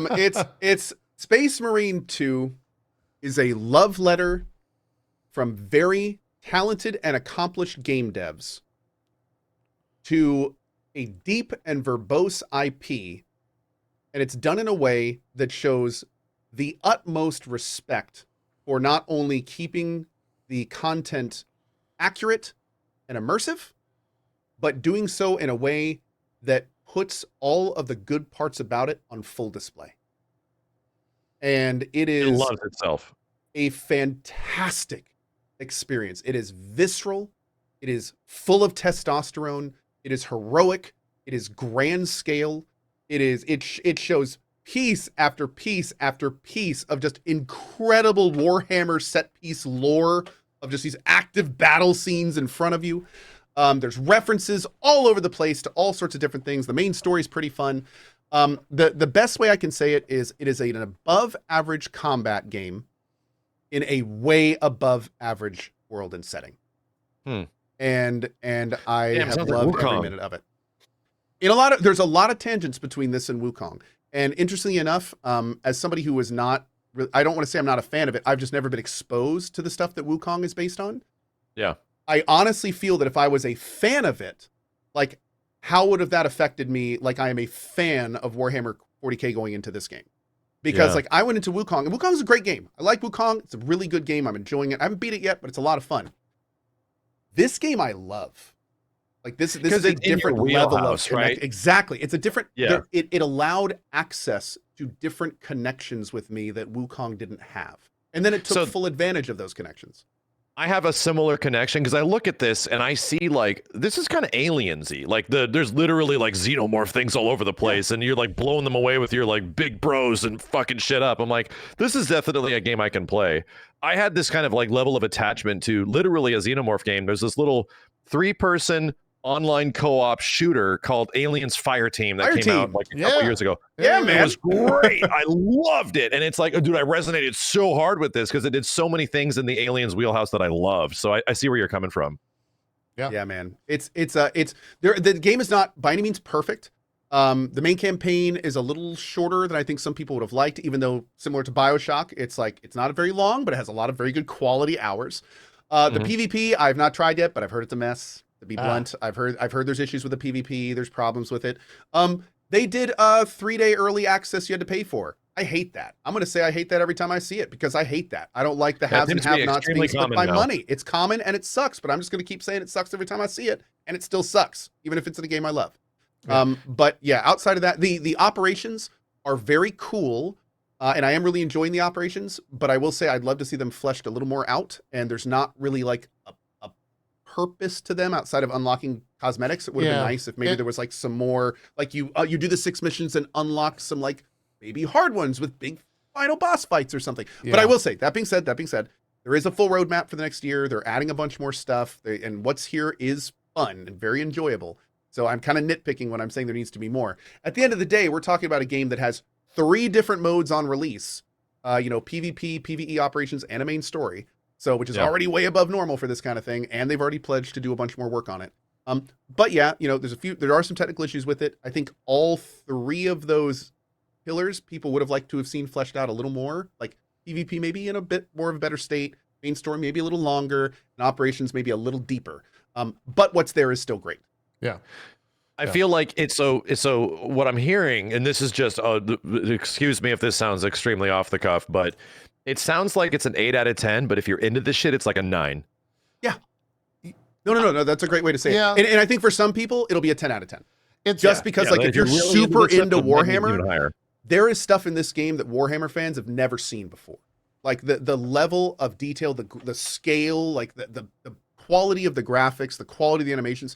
There is stuff in here that Warhammer has just never seen before. And that's for a lot of Warhammer fans, I think, going to be pretty paramount for the experience. Yeah. I had a lot I'd say 6 out of 10 is probably better. I had some really. No, you're being like critical. PC Gamer gave it a 6 out of 10. Huge meme. Oh, it's a meme. Okay, it's a huge meme. Yeah. Huge meme. Yeah. They did it specifically because they saw everyone else giving it decent scores and wanted more clicks. That is, of course, a guess of mine, but that's a little bit of a leap. Yeah, I hate to say I don't think it's too far off. But anyway, I think you just gave it a score and it happened to land in that range. But yeah, this is why, like, over the years when I started being critical and like having like people looking at my perspective on games and my reviews on them, my review style changed where I give it a critical score and I give it a personal score. And most of the time it'll be like, some games like Lies of P, for example, I'm like, that game is like an 8.5. Right, if I'm being critical, it doesn't do anything unique. It just takes Bloodborne stuff and Soul stuff and just repurposes it, but does it very well. So it's like an 8 to an 8.5. But for me personally, my game of the year, I absolutely adored it. Like I loved that game. I could not believe how much I loved it. So I have to give things like this lines up with me like a game like Asura's Wrath. Right, it's a trash. It's Cheetos in video game form. But it's like the most 6 out of 10 thing ever. But man, for me personally, it's like a 9.5. I have so much fun when I'm playing it, you know? Yeah. I'm curious for you. I was talking to Strippin, who has a massive amount of diehard Warhammer fans in his chat, and is friends with a bunch of like diehard Warhammer creators. And he gave an interesting perspective that said, like, for people that are on like I guess fringe or maybe entry level Warhammer, kind of like you and I, that know Warhammer, but we don't know the name of the Primarch of whatever, blah blah blah blah blah blah blah, right? That we appreciate the game more than the diehards because the diehards have already had this story told to them. That is an interesting way to look at it. I think that in a situation like this, it's going to be person to person. But I will say that, like, even if they know the story, even if a diehard Warhammer fan knows the story, I doubt they've ever had it told to them like this. So it's the kind of situation quality. where at this quality, at this level. So it's like, again, it's going to be real. It's going to be real personal. That's going to be a real personal question for person to person. Yeah. For me, I can say, as somebody on the periphery, and I've talked about this many times throughout playing this, it is so awesome to be playing a game like this and have chat just flying about Warhammer lore. I've been playing the co-op. The game's fully co-op, by the way. So I've been playing the operations with my mod team, Barry Carlion and Barely Arcane. Barely Arcane is he's very deep into Warhammer 40K. Like very deep, hundreds of hours in Darktide. So, as we're playing, he's constantly feeding us like, oh, why do those guys have unicorn dust coming out of them? Why does that guy look like that? Oh, look, there's a Titan over there. It's an Imperator class from this, this, and this. Oh, that's a Battle Bard. So it's almost like going to school in some ways. But unlike school, you're super interested in what they're talking about. Yeah. So it's like this. It's like school, but fun. Yeah. And that's basically every Warhammer stream. And to put it bluntly, the IP is so vast that I've been taking this class in Warhammer basically since I've been streaming. Like we recently did a Warhammer 40K Rogue Trader, the giant CRPG at the beginning of this year. And that was very similar, where it was just like a giant class of like, check out all this amazing stuff and let's talk about this and why does that guy use that gun and what do these people think about these people, and it makes it. The one thing I will say to really add to what Strippin was saying is one thing about the IP that's so phenomenal is how immersively connected everything is and how it all is really set to be realistic. And what these games do is when they give you that peek under the hood, for people like us, there's so much for us to learn that it becomes this super fun, interesting thing. I don't think that necessarily takes away from people seeing their iconic favorites and characters, but I will say that it adds a level for us that is unique and interesting. And I love, every time I play a Warhammer game, it's just like going to school. Yeah. It sounds like the game had a really good director. Sounds like somebody that really was in tune with this stuff and knew how to keep all these elements intact and have the tone be in point, There is I'm sorry, hold on, wait. When I say realistic, I meant realistic in the fact that it could have happened in that world, not realistic as in like our world. No, that's not real. I'm not saying anything and everything in 40K is a metaphor or a take on real life. I'm not saying anything in there is like real life. I meant realistic. Are you saying this isn't an accurate depiction of 40,000 years in the future? I should have said it better. The IP goes to great pains to make sure narratively everything is connected properly. You're not going to find a lot of dead ends or things that don't make sense, or like, oh, they said that Battles of Sisters were like this, but they're actually like this. Like, they do a good job of keeping everything realistically uniform and consistent. Should have said that. So yeah. And yeah, you should watch your mouth, Co, because you're getting dangerously close to heresy right about now. Like, oh, don't want to deal with that shit. I'm kind of heretical. You're not wrong. Over You're there. not wrong. You're not wrong. I'm gonna shut up. If that really is your real name. Yeah, Max, you I think really nailed it, and the fact that the director for this game, like the whole game, there's just a reverence for the source material that like.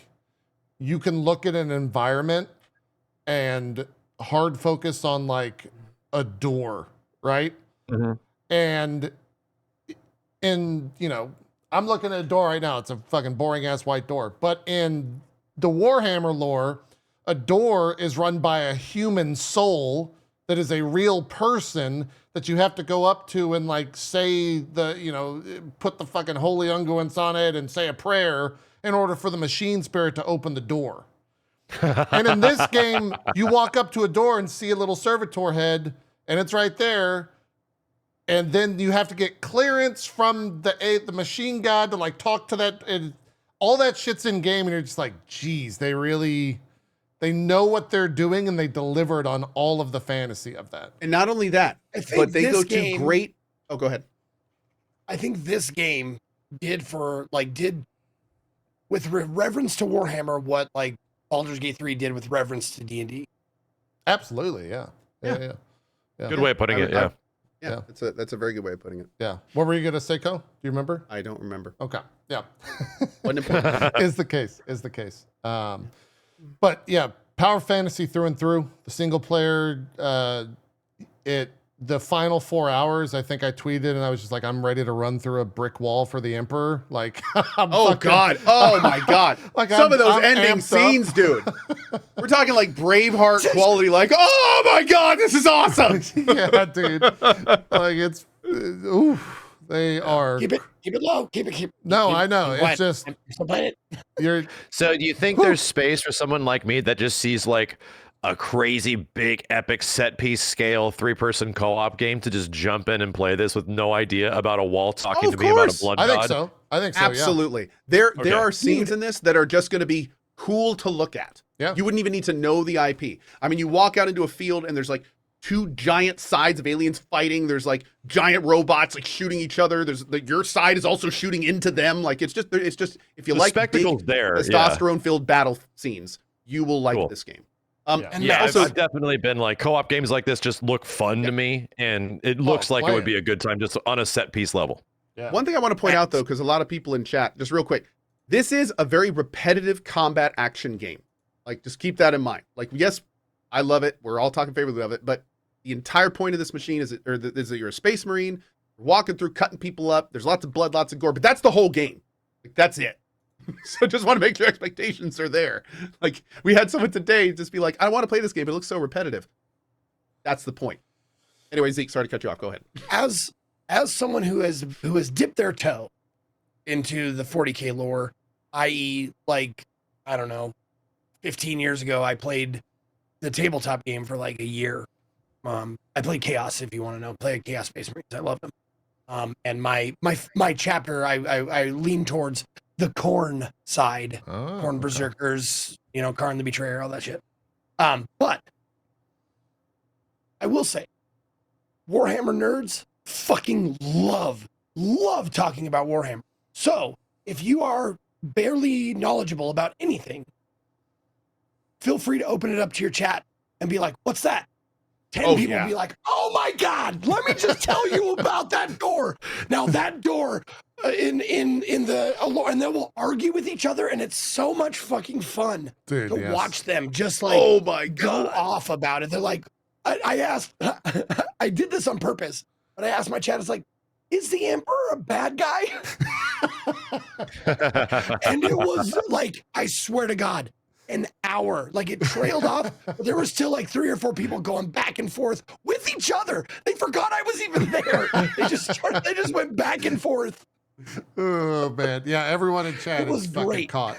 Everyone's caught. The best, and Zeke, that happened so often during Rogue Trader. I feel like it was a bit more narrative focused, so we got some of those book nerds in there watching during the stream. And dude, there were times when there were people that, like, the best part is when there's 2 super Warhammer IP nerds, but they disagree on one super minor thing that neither of them can prove, because then they start throwing like giant pages of knowledge at each other trying to prove their points.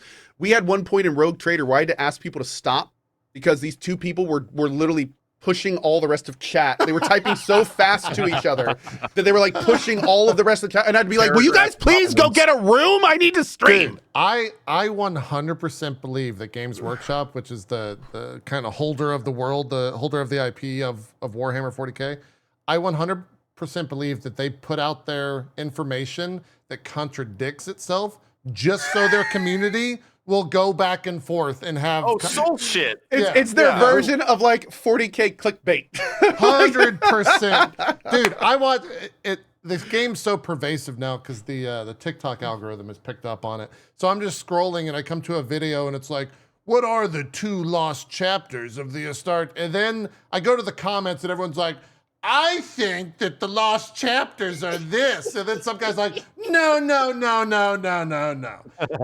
means that like they're just constantly going at each other. It's great. I love it. I love it so I much. didn't know personally how long, because I thought like when Warhammer, like the tabletop game, the figurines and paints and stuff, like first came to my comic book shop was like in the late 90s.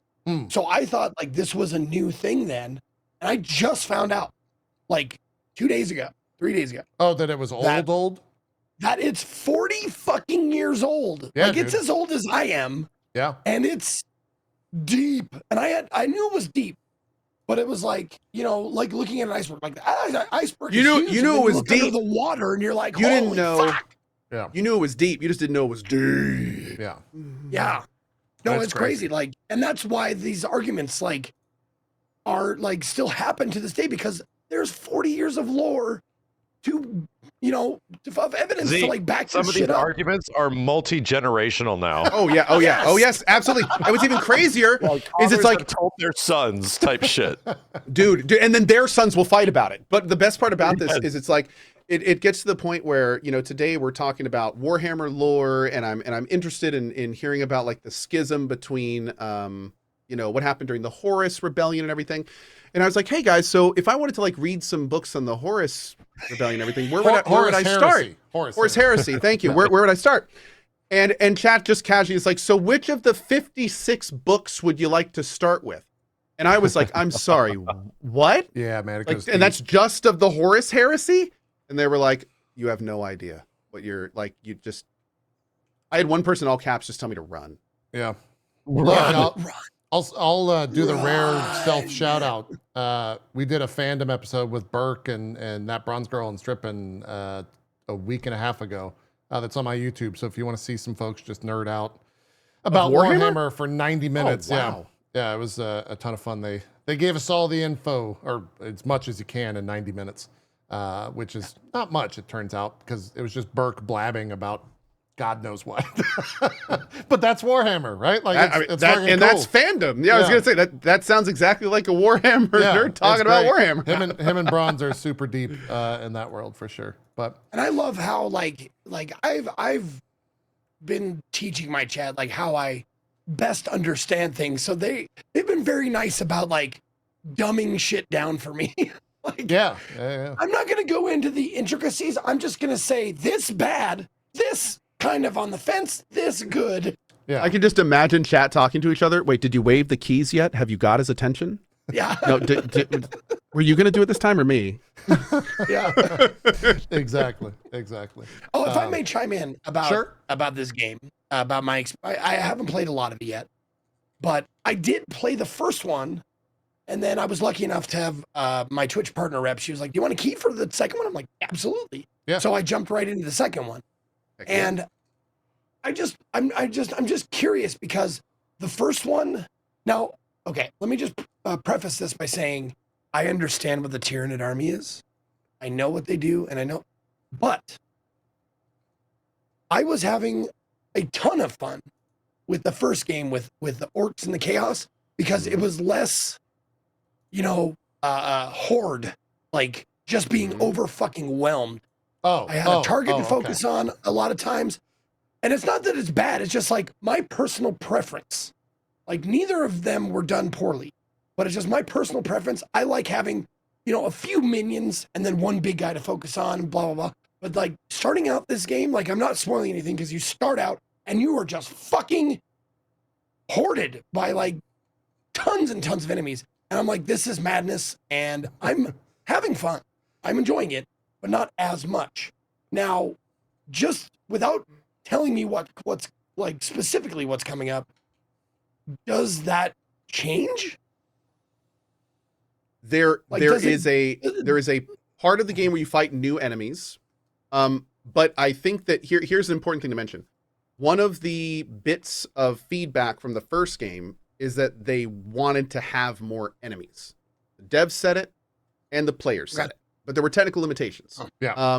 Okay. Now, when this game started, they showed a whole bunch of stuff, and then it got delayed for a while And people were wondering are they trying to get more enemies on the screen? Another big thing is like, why can't we dismember people like super easily? All this could be because, no. It's interesting because if you think about it, that saves system resources. So they put more enemies on the screen. But a big thing is, I think they're purposefully leaning in hard to the more enemies thing because it definitely lends much more credence to the power fantasy. Like it's one thing to be slicing through like a few enemies. It's another thing to have like a 30-second horde of enemies crash into you like waves on a beach, and you're just making a bloody mist at them. Yeah. So, and not only that, like it feeds more into the lore of like how the Tyranids function, and well, no, that's I a get big part that. of the story. Absolutely, like people would nonstop be like, "That's what Tyranids do, dude." I'm no like, spoilers. I fucking know that. It doesn't mean I like it any better. Yeah, and no spoilers. No spoilers. There are certainly iconic big enemies that you will be engaging. Okay. But I think the theme of a good word and we've talked about this a lot on the channel, a good word between Space Marine 1 and Space Marine 2 is every single thing in Space Marine 1, everything. More. More. Bigger scenes, more sounds, more lights, more enemies, more like everything's more. And a big part of that more is just a huge amount more enemies. Yeah. Okay. Yeah. No, it's like if I can take the example away from Warhammer, it's like, do I like zombie games with just hundreds of hordes of easily killable but tons of zombies, or like take maybe 20% of those, just make them stronger? I will always go for that because it's just more my taste. Now, interestingly enough, there is a mode called Operations, a PvE mode. And that mode, you actually pick a class. It's not like the main story. Like in the Operations mode, you pick between like Sniper, Bulwark, Heavy, Assault, Vanguard, and... One more. What's the other one? Tactical. Tactical, yeah. And based on those, like the Assault guy, he can't even use a main gun. He can just use a giant melee weapon, a jetpack, and a pistol. So it's like, not only dramatically changes like how you play, but then as you go up in difficulty, which there's 4 different difficulty levels, they tend to buff the big mobs more. I've found that might be wrong, but it feels like they do. In which case, the fights become much more about the stronger targets and much less about the chaff, which you may like. Yeah, so something to think about. Yeah, I'd and then agree as with you go up in difficulty, I'm assuming it gets more and more that way. Yeah. What difficulty are you playing on, JP? I know, Koz, you're playing on the hardest, right? I did the main story on hardest, but then when I went to the PvE operations, all the difficulty works on the level of your class. So you have to start as easy as it goes. And then as you get levels, you and your group kind of move up. You just get overwhelmed if you play multiplayer on the hardest. Dude, there's right like out of full gate. perk trees. There's like weapon mutation. There's levels to unlock. Like if you've heard of Dark Tide, it's like a mini Dark Tide as a game mode. It's wild that it's even there. But yeah. I played main story on veteran. You did. That's what I'm playing on too, because I looked at the difficulties and veteran says, like in like black and white says, this is the intended difficulty. Yep. I was like, the, okay, the hardest I difficulty. Yeah. The difficulty I played on is there are reasons that I would not recommend it for other players. And the reason there are the game and the main story is designed for co-op. And if you are playing with even basic people, there are times where that is going to be light years beyond what the AI does. So like there was like one part I got stuck on the hardest difficulty, almost lowered the difficulty. And it was this super hard defend part where the enemies come up twice in 3 different locations. It's so clear they want each person to be covering a location. But my AI guys would refuse to do it. And one of the sides would then pour to the objective and just like destroy it. And it was a defend mission. So I had to defend it. So I had to come up with this like almost dance of like, okay, these 2 mobs are going to go up here. I need to blow up that barrel. Then I need to grenade that guy. Those guys are going to drop down. I have to kill those 4 guys before the next phase of the zone throw comes. He needs to go there. So I need to blow up that barrel. The 2 guys are going to drop down. Use 2 crack grenades on them. Make sure to get over here before they get to... So it's like, and I had to like spend 2 hours figuring this out.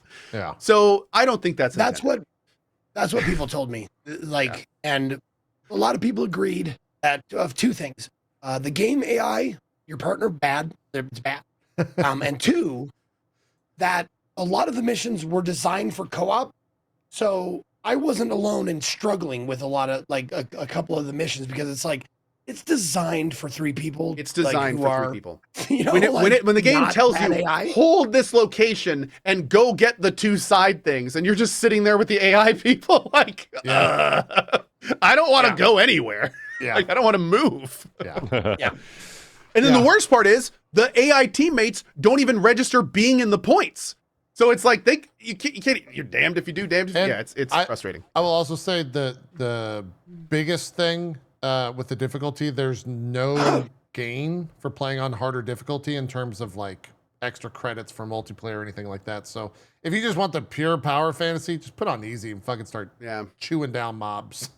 Like, it's definitely considering that. It's not like that incentivized. That sucks. Yeah. There's no, I don't. Now, the only reason there may be an achievement for it or something. I don't even know. Yeah, I don't know. But it was. I have to say, like, there's no question. The pull of the campaign is the game itself. It's not the challenge of the hard difficulty or anything like that. I probably would have played on better in looking back. Yeah. But at the same time, it's fucking great. I think we will all agree to that. Big time. So if they also if they patched in, like, you can put commands down, like defend here, attack here, that kind of thing. But there's like this weird delay, like they don't actually do it unless combat's in, and then sometimes they do and sometimes they don't. So if they actually made that system work, like you could actually tell, like, hey, teammate 1, you there, teammate 2, you there. Like that could be amazing. In fact, that could be awesome. Like that could make it great, and they could patch that in. Yeah. So hopefully they'll do something like that. Yep. Cool. That's Space Marine. I'm sure we'll talk more about it next week because the game still isn't actually released. This is tomorrow. The early access stuff. Anything else in the final minute or so that you guys played? Max, you've been like traveling a bunch and doing behind the scenes stuff. I don't even know if you can talk too I was much just about gone that. for like a week. I mean, outside of like Wukong, not really. The Marvel collection comes out this week, so Really, I'll just that be fast? Damn. Okay. It's that fast. Yeah, the Marvel versus Capcom collection is like Thursday or something like that. Yeah. Wow. So I'm gonna be doing a whole bunch of that, but I'm gonna do my best to try to finish up Wukong. Yeah. I do want to finish it, and it is a very epic game on a scale and grand level that is like shocking from the developer and everything. So it's worth playing. Yeah. That's one of those ones where it's like 40 hours plus, and it's like I really want to play it, but there's a lot of games. And it's and I would argue with that too, where it's like, this game is really long, and it does not need to be. Oh yeah, you think it's stretched a little thin towards the end? Like, it stretches itself friggin' thin. Yeah. Okay. Chapter 3 and 4 so far have been Dude, that's why I love Chapter 3 was something else. I had so many especially people, without a map. Oh God, don't tell me that. Dude, so that is one of the just to speak on Wukong front. I don't know if you guys talked a lot about it. Yeah. But Please, that is one of add the anything. few games that I want to be guided, damn it. Like there's a part where I went through and I'm actually intentionally looking for side stuff, and guess what happens? I'm on main, and I ended up taking the main path, and there's no way to know if you're on the main path or not. I hate that. Yeah. So it's like, I'm actually doing story. I didn't want to do that. And then at other points where I'm like, bro, all right, so I'm just trying to continue the damn story. And I keep running into side paths, and I have no clue where the story is. I don't know. And I have to go back to the level and then I think I found it, and it's still side stuff. And I'm like, son of a bitch, man. So it's like, I think the game almost doesn't respect your time at times, where it's like that side content isn't bad. Don't get me wrong. But maybe if you're just like a dad and you have an hour and a half and you just want to go fight the boss or something and continue the story, you do not have the resources to figure that out. It's hilarious hearing you say this, Max. Like I basically said the exact same thing. I even respect your time. That is one of the biggest things with this game that blows my mind. Another thing that drives me wild is like the fact that they put all this amazing content. It's really interesting. In some cases, like zones level worth of content in these secret areas, and then don't give you a map. It's like, cool. Some games no map. I get it. But this game, like huge areas, a lot of nondescript locations, tons of missable stuff. Yeah, it's like this is a game that is begging for a map. Like this is why this is why you make a map. It's games like this. So dude, it's just like you know what I thought? Because I only played to chapter 2 and I moved on to something else. But I do want to revisit it. But just in playing to chapter 2, the amount of times that I was like looking around, trying to find the fucking yellow paint to tell me where the fuck to go. I was like, I missed the yellow paint. Like, I need to see the fucking yellow paint on where to go. It was the first time I ever missed it. It was the only, Yeah. maybe the only time I've ever missed it. In And a it, game and, it, and recently. it goes to show you, like, the game is clearly like Souls inspired by some of its level design at times, and also God of War inspired in many ways. Totally. But in a game like Elden Ring, which takes very large scale zones and environments, and I had to tell my chat this, like, dude, the greater, like, 95% of people that fire up Elden Ring are all going the exact same way, even though you can go a ton of different ways. The majority of the players are guided through, like, literal, like masterclass level design to go this general direction. And that is not present in Wukong. Like, it's the big difference between what makes us a FromSoft game a FromSoft game is that they are extremely designed to bring the player here. I was Dude, trying to say that not exact only- same thing like well- 2 weeks ago, and I fucked up so badly. You just nailed it. Here's what's even crazier. Not only is Max absolutely right on that, but then you look at, like, what do you say? Oh, games don't need maps. Look at Dark Souls 1. Look at even Dark Souls 3. No, dude. Yeah. Well, what happened when the Souls franchise went to a more open world Wukong-like format? They put a map in. So it's like, if you're going to point at Dark Souls and be like, look, games don't have maps. It's like, well, they obviously got the memo. Yeah. So it's like they got the memo Sure. that once you have large open areas, maybe a map's something you But- need and to they, put in. They didn't even Because, just like- put a map, Co. They added a map that constantly gets bigger and Okay. bigger and bigger and bigger and Now, bigger. Somebody in chat just said, that's right, but Wukong is an open world. That's true, but it uses open world style leveling, which is exactly what Max was just talking about. It doesn't Yeah. do levels that kind of lead you through to specific areas, which is what's more characteristic of non-open world games. Good quality level design, so you always know where to go. Wukong doesn't do that. They are a semi-open world game that in many times uses the level design tenets of an open world game. With a Which is billion why we branching want a paths. map. That's Yeah, the whole point of what yeah. we're saying. We're saying that the style of level does not really line up intuitively with the lack of mechanics that they're not using. So I think Yeah. that's the argument we're saying. Like, we're not saying that all games need maps or all games need yellow paint. We're saying in this particular game, the principles don't line up properly, and it Should be a shows, map and in you this game. feel it. You feel it. Yeah. Yeah. And Absolutely. you feel it because it comes through in frustration, where it's like, oh, so yeah, I was like, oh, I think I found most of the side stuff, but let me just go check to see if I didn't find any side stuff. And you don't know if you're on main or not, and you literally get to the last boss, Oh, and you're man. like, oh, Chat Shit. was trying to lead me around in chapter It's 3 so I could impossible. make sure to get all of the different stuff. And I swear at one point for 30 minutes, I was wandering It'll around drive that you snow insane. area and they were doing their absolute best, like 10,000 people trying to tell me this one place I needed to go to cast this ring of fire to get this guy warm. And I'm like, where is it? And they're like, go down the path. I'm like, which path? The one by the tree. Well, which tree? The one with snow around it. The whole level's snowy. Like, where do I go? There's no card. I don't have a compass. Which way's north? Like, what? There was- Tell me, do I go there left was- or right? That's my Like, there's nightmare. so many times where my chat comes in and is like, oh man, Max missed this in this area, and I'm like, how am I supposed to know that? Like, there's no way for me to know if I missed anything, or I know I definitely didn't get everything, but there's no way for me to have any reference. Yeah. There's no exactly. The use of landmarks is on a scale where it's like maybe 10% of the time you can use a landmark for navigation. I tried. It's Yeah. like it's just not. Yeah, it's tough. Oh man. So I'm hearing a lot of Wukong's not game of the year and Astrobot is. I think that could be summed up the past like 5 or 10. Dude, 5 or speaking 10 of game, I'm minutes really right there. We curious. call that I a think leap. Astro's getting nominated for sure. Do what?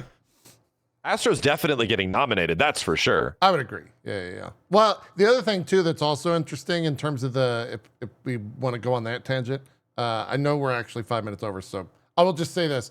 Finally, for once, unless maybe that fucking the Zelda game wins, but Nintendo will have a competitor in best family game of the year at the Game Awards because That's true. Astrobot will be in there probably. That's true. Yeah, the Family Game Award Okay. was always, it's just Nintendo. It's just a Nintendo award. Yeah. So Yeah. hopefully they'll Yeah, I'm get, still all aboard the Rebirth hype train. I'm still hoping Yeah, that Square Enix I is not need a to- game good enough. Man, you know, I Max, told my I'm chat really- I need to finish it.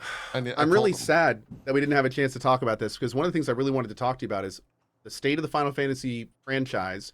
Oh yeah. What you're going to think about the sales of Rebirth, and most importantly, what you think the sales of the third one are going to be like, and like what that's going to mean for the franchise as a whole. But that's a 30-minute conversation. I guess we can't I'll have to unfortunately. come So we're back. going to need It's to a have big you one. back. Yeah. Yeah. You got to come back. It's a Max. big one. When there's eventually some new Rebirth thing, like the PC version or some shit happens, which is effectively what's happening. Like we need a PC version. I know so many people that are like diehard Final Fantasy VII fans. They loved Remake. Guess what they're doing? They're not buying the PS5 version because there was a standard setup from Square that there's eventually going to be a PC version, and it's going to be way fucking better I agree. than the one that is out right now. Don't And that is convince. I clear just because- convinced Dude, myself. and you that know I'm what the gonna worst play part is, Max? console. I can't play Don't that make game me again. wait. You Why not? can't? Why not? It did things to my brain, dude. Oh, okay. I see what you're saying. Yeah, no, me too. It's Nope. dude, it fucked me up. When you said you went into a depression, dude, I made life changes based on that game. Yeah, no shit. Yeah. it's weird. Like, Like, the scene- and the scene- it wasn't some of just the- me. It was other people that like I beat this game and I don't know what to do with my life right now. Yeah, dude, some I'm of the like- end scenes with Aerith had me like questioning my life. You went and got your like will in order. Set up your, Well, your I, estate. you know, no, I mean, seriously, dude, when you're a parent and you I know what you you have said. these people talking about like making sure you take advantage of the time you have, and you know, Yep. I can't start talking about it or I will start getting misty eyed. Characters, I'm not- like, Oh, dude, the man. characterization is on another level. It's like this I'm is not gonna- so no. good, Mm. dude. Nope. Yeah, Nope. but what And then about you have you're a talking giant about, like- man dancing like Michael Jackson? Life Needless to say, changes, I don't like- know if I can play the third game. Like real talk, I don't know if I'm Oh, gonna be able dude, to. it's gonna fuck us up. It's gonna. I think it's gonna go to play. Don't. We have to stop. We have to stop. Okay, Yeah, we have to. yeah, we have let's- to. Let's do some shout outs and get out of here. I'll eventually. Before I need to finish. before we do shout outs, I Yeah. have one thing that I have to that I promised Co Oh, before I left for the burn. You remember what you asked me to do, Co? Yes. It was like, Did you? what was? Do you remember? No. Tell me again. You said, I said, what should I do out of I was out hoping of he was just Remake? gonna fill it in. but yeah. Oh yeah. that Okay. was You hoping to. said, Oh wait. find wisdom. Yes, I do remember that. Yes. That is a thing I said. And not to get modeling or anything, but like I found a piece of wisdom that I absolutely love from a friend of mine that was out of the burn with me, and he says two things. One, he said, my life is about loving and being loved well. And it is, and the second thing, the addendum to that was, and I'm going to take this moving forward because I have some, like, I'm a little bit overweight, I smoke, you know, all that kind of stuff. It is my responsibility. This is the wisdom I got. It is my responsibility to be around as long as possible for those that I love. And that means Yep. getting healthy, stopping the bad habits, taking care of myself, shit like that. So you wanted Yep. wisdom? I found wisdom.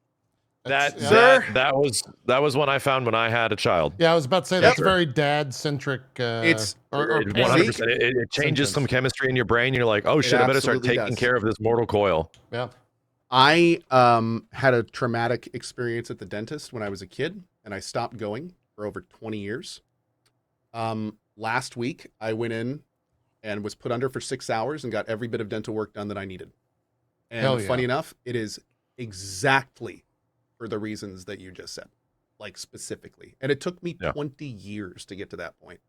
So I I like it how you just tanked it, bitch. Put me under. Give me everything you got. Oh, Dude, that- I told him. I was like, listen. I don't like you, and you don't Get need it to like over me. with. Yeah. I was yeah. like, I want to walk in. I want to not remember anything, and I want you to do everything you need to do, so I never have to see you again. Yeah.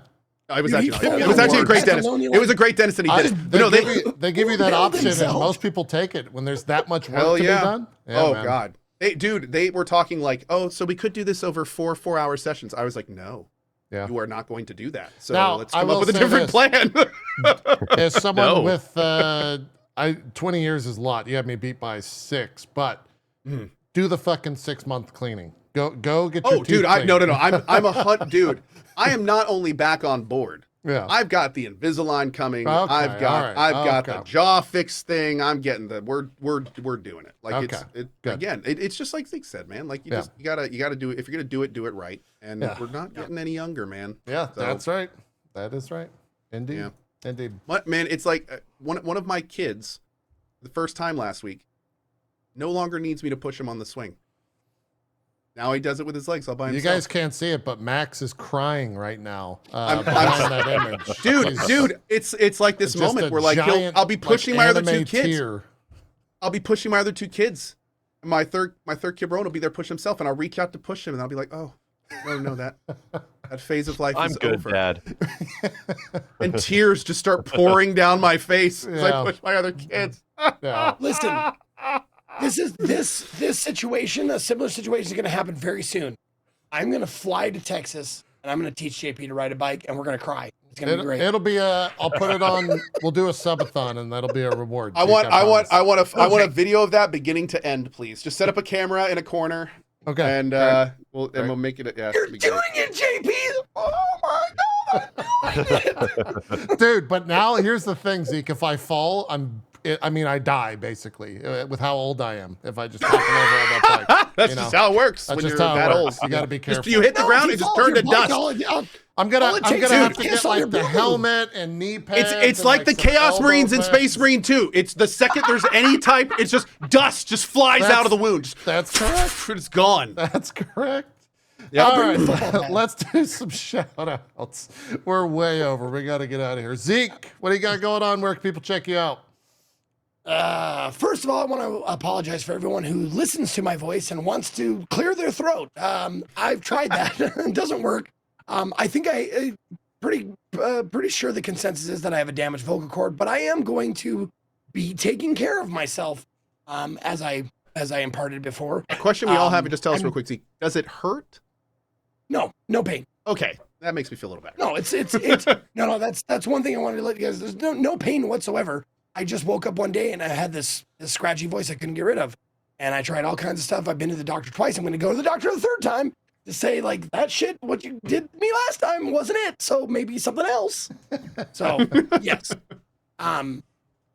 So I'm going to make an appointment tomorrow on my day off. But just to let you know, sorry about that for you. I know that feeling when you hear it was like, can't you just clear your throat? Just do that. Doesn't work. Anyways, I am currently playing Warhammer 40k Space Marine 2. I will be continuing that on Tuesday. Probably since I've heard it's pretty short, probably finishing it. I think I'm like 4 chapters in or something like that. But if I really knuckle down, I might be able to finish it. Who knows? I might just bust it down to fucking easy mode. Because on Tuesday, I already have a commitment. I'm going to be playing Splinter Cell, the original Splinter Cell that I haven't played since it was new. For one of my sub Citros 100-month sub appreciation stream. So if you like retro shit or like, stealth action, there you go. We're going to be doing that. And there was something else, but now I can't remember. So that's all I got. Thanks, Max. Max, thank you for being on the show. Thank you. Awesome. I love getting more information about shit that I barely know anything about. Now I have a little bit more than barely. Well, thank you for listening. It means a lot. Dude, I love it. I absolutely love people coming on and talking about shit I have no idea about because it's fascinating. So thank you. And thank you to Cone JP for being co-host. You can follow me on Twitch, Twitter, and YouTube, Ezekiel_III or Ezekiel the Third, all spelled out on Instagram and TikTok. That's it. Thank you. Fantastic. Co, do some shout outs. Absolutely. As always, thank you to JP and Zeke, and a huge and special thank you to Max. It has been a pleasure having you here. I think it's pretty clear that we could have gone another like 3 hours. So if you do have any time to come back, I'm sure we would love to have much more stuff to talk about. Anyway, on that note, my name is Ko. Hi, I'm currently working on Space Marine 2. I'd like to finish Core Keeper, finish Wukong. We also have this the casting of Frank Stone that I started for an hour, and we're going to finish that too this week. So we got a lot of stuff coming up, and then we've got Satisfactory 1.0, which is next week. I can't believe it. Oh my God. And then we have a Notria 2 weeks after that. We have so much stuff coming up. It's going to be crazy. Anyway, hope to see you in the channel for it. And see you next week, if not earlier. And yeah, thanks again to Max. Fantastic. Max, where can people check it out with a working camera? We're sorry about all the issues. My camera will be working. I swear I'm a flesh tuber. Take my word for it. So yeah, I'm not normally a PNG. Our connection's been kind of funky, but yeah, I primarily make a large amount of like action content, fighting game stuff, and have been producing fighting game videos on YouTube for like 17 years. It's a big focus going forward because Marvel vs. Capcom is back. It's my bread and butter. It's my favorite thing ever. The collection is about to drop later this week. It's coming out on Switch, PlayStation 4, PS5, Xbox, eventually, and PC. And it's 100% worth it. Like, it's the first time those games have ever been available on Nintendo hardware. It's some of the best fighting games of all time, and they're going to be playable online. So for anybody that's curious, I'll be playing a lot of that. And Marvel versus Capcom 2, Marvel 1, X-Men versus Street Fighter. There's some genuinely great stuff in there. And we're also working on a little MVC mod project called Marvel versus Capcom Infinite and Beyond to give the game a complete visual overhaul. Should come out later this year, and I'm putting updates on my YouTube channel and also streaming like little MVCIB directs of like where we're going. So huge thanks to Code JP Zeke for letting me on the channel again. I can't wait to talk Final Fantasy VII with you guys at some point. Hopefully the PC version gets announced later this year. I hope so. So we can all have a time to just like come together and, you know, regather our thoughts on all that stuff. And given the opportunity, Zeke, I wanted to let you know, if you do still talk to Man every once in a while, to let him know how much of an inspiration he was to me back in the early 2010s. And his style of streaming, conversational style, had a massive influence on me. And, you know, it's pretty much one of the reasons it got me to be where I'm at today. So, you know, I'm going to give proper shout outs where it's due. Man versus Game was one of those OGs, if you can eventually like distribute the message, because I know he's doing his own thing. So that's about it. Fantastic. Zeke, you want to answer? No, you got it, dude. Okay. You got it. Cool. Yeah, shout outs. What else? What am I doing? Tomorrow, I think I'm going to wrap it up today. I was going to play some more Astrobot, but we'll finish it up tomorrow. Tuesday is day off. Wednesday, much like Co, I'm starting Satisfactory. We're going to have a twist on it because it's impossible to convince other people to do a co-op playthrough of a game that's probably like 150, if not 100 plus hours. So I'm going to do like a day with each creator that just comes on and like builds in the world for. Are you going to knock stream. on their door on their while they're streaming? We're going to do a knock stream. It's funny enough. It's Max Wait, are you mentioned serious? Flesh Tuber. No, I'm not going to do the knocking. Okay.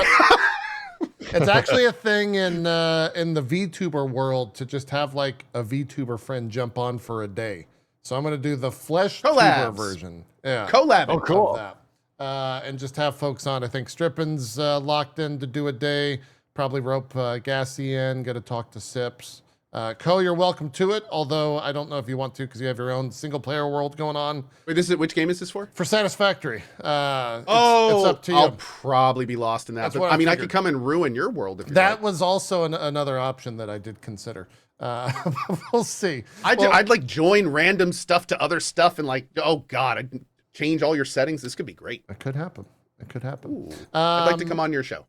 And then after Satisfactory, I guess it's about time I finish up Rebirth. I think I'm just gonna finish it, and then we'll just have a thing whenever the PC version comes out.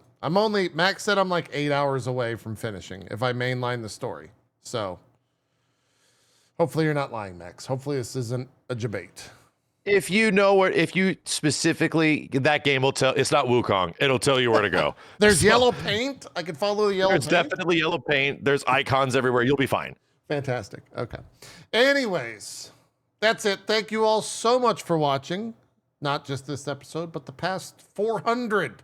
'Cause we crossed it. 400 episodes. That's crazy. That's crazy. So here's to 400 more when, God, we'll be like 50 if that's the... Jesus Christ.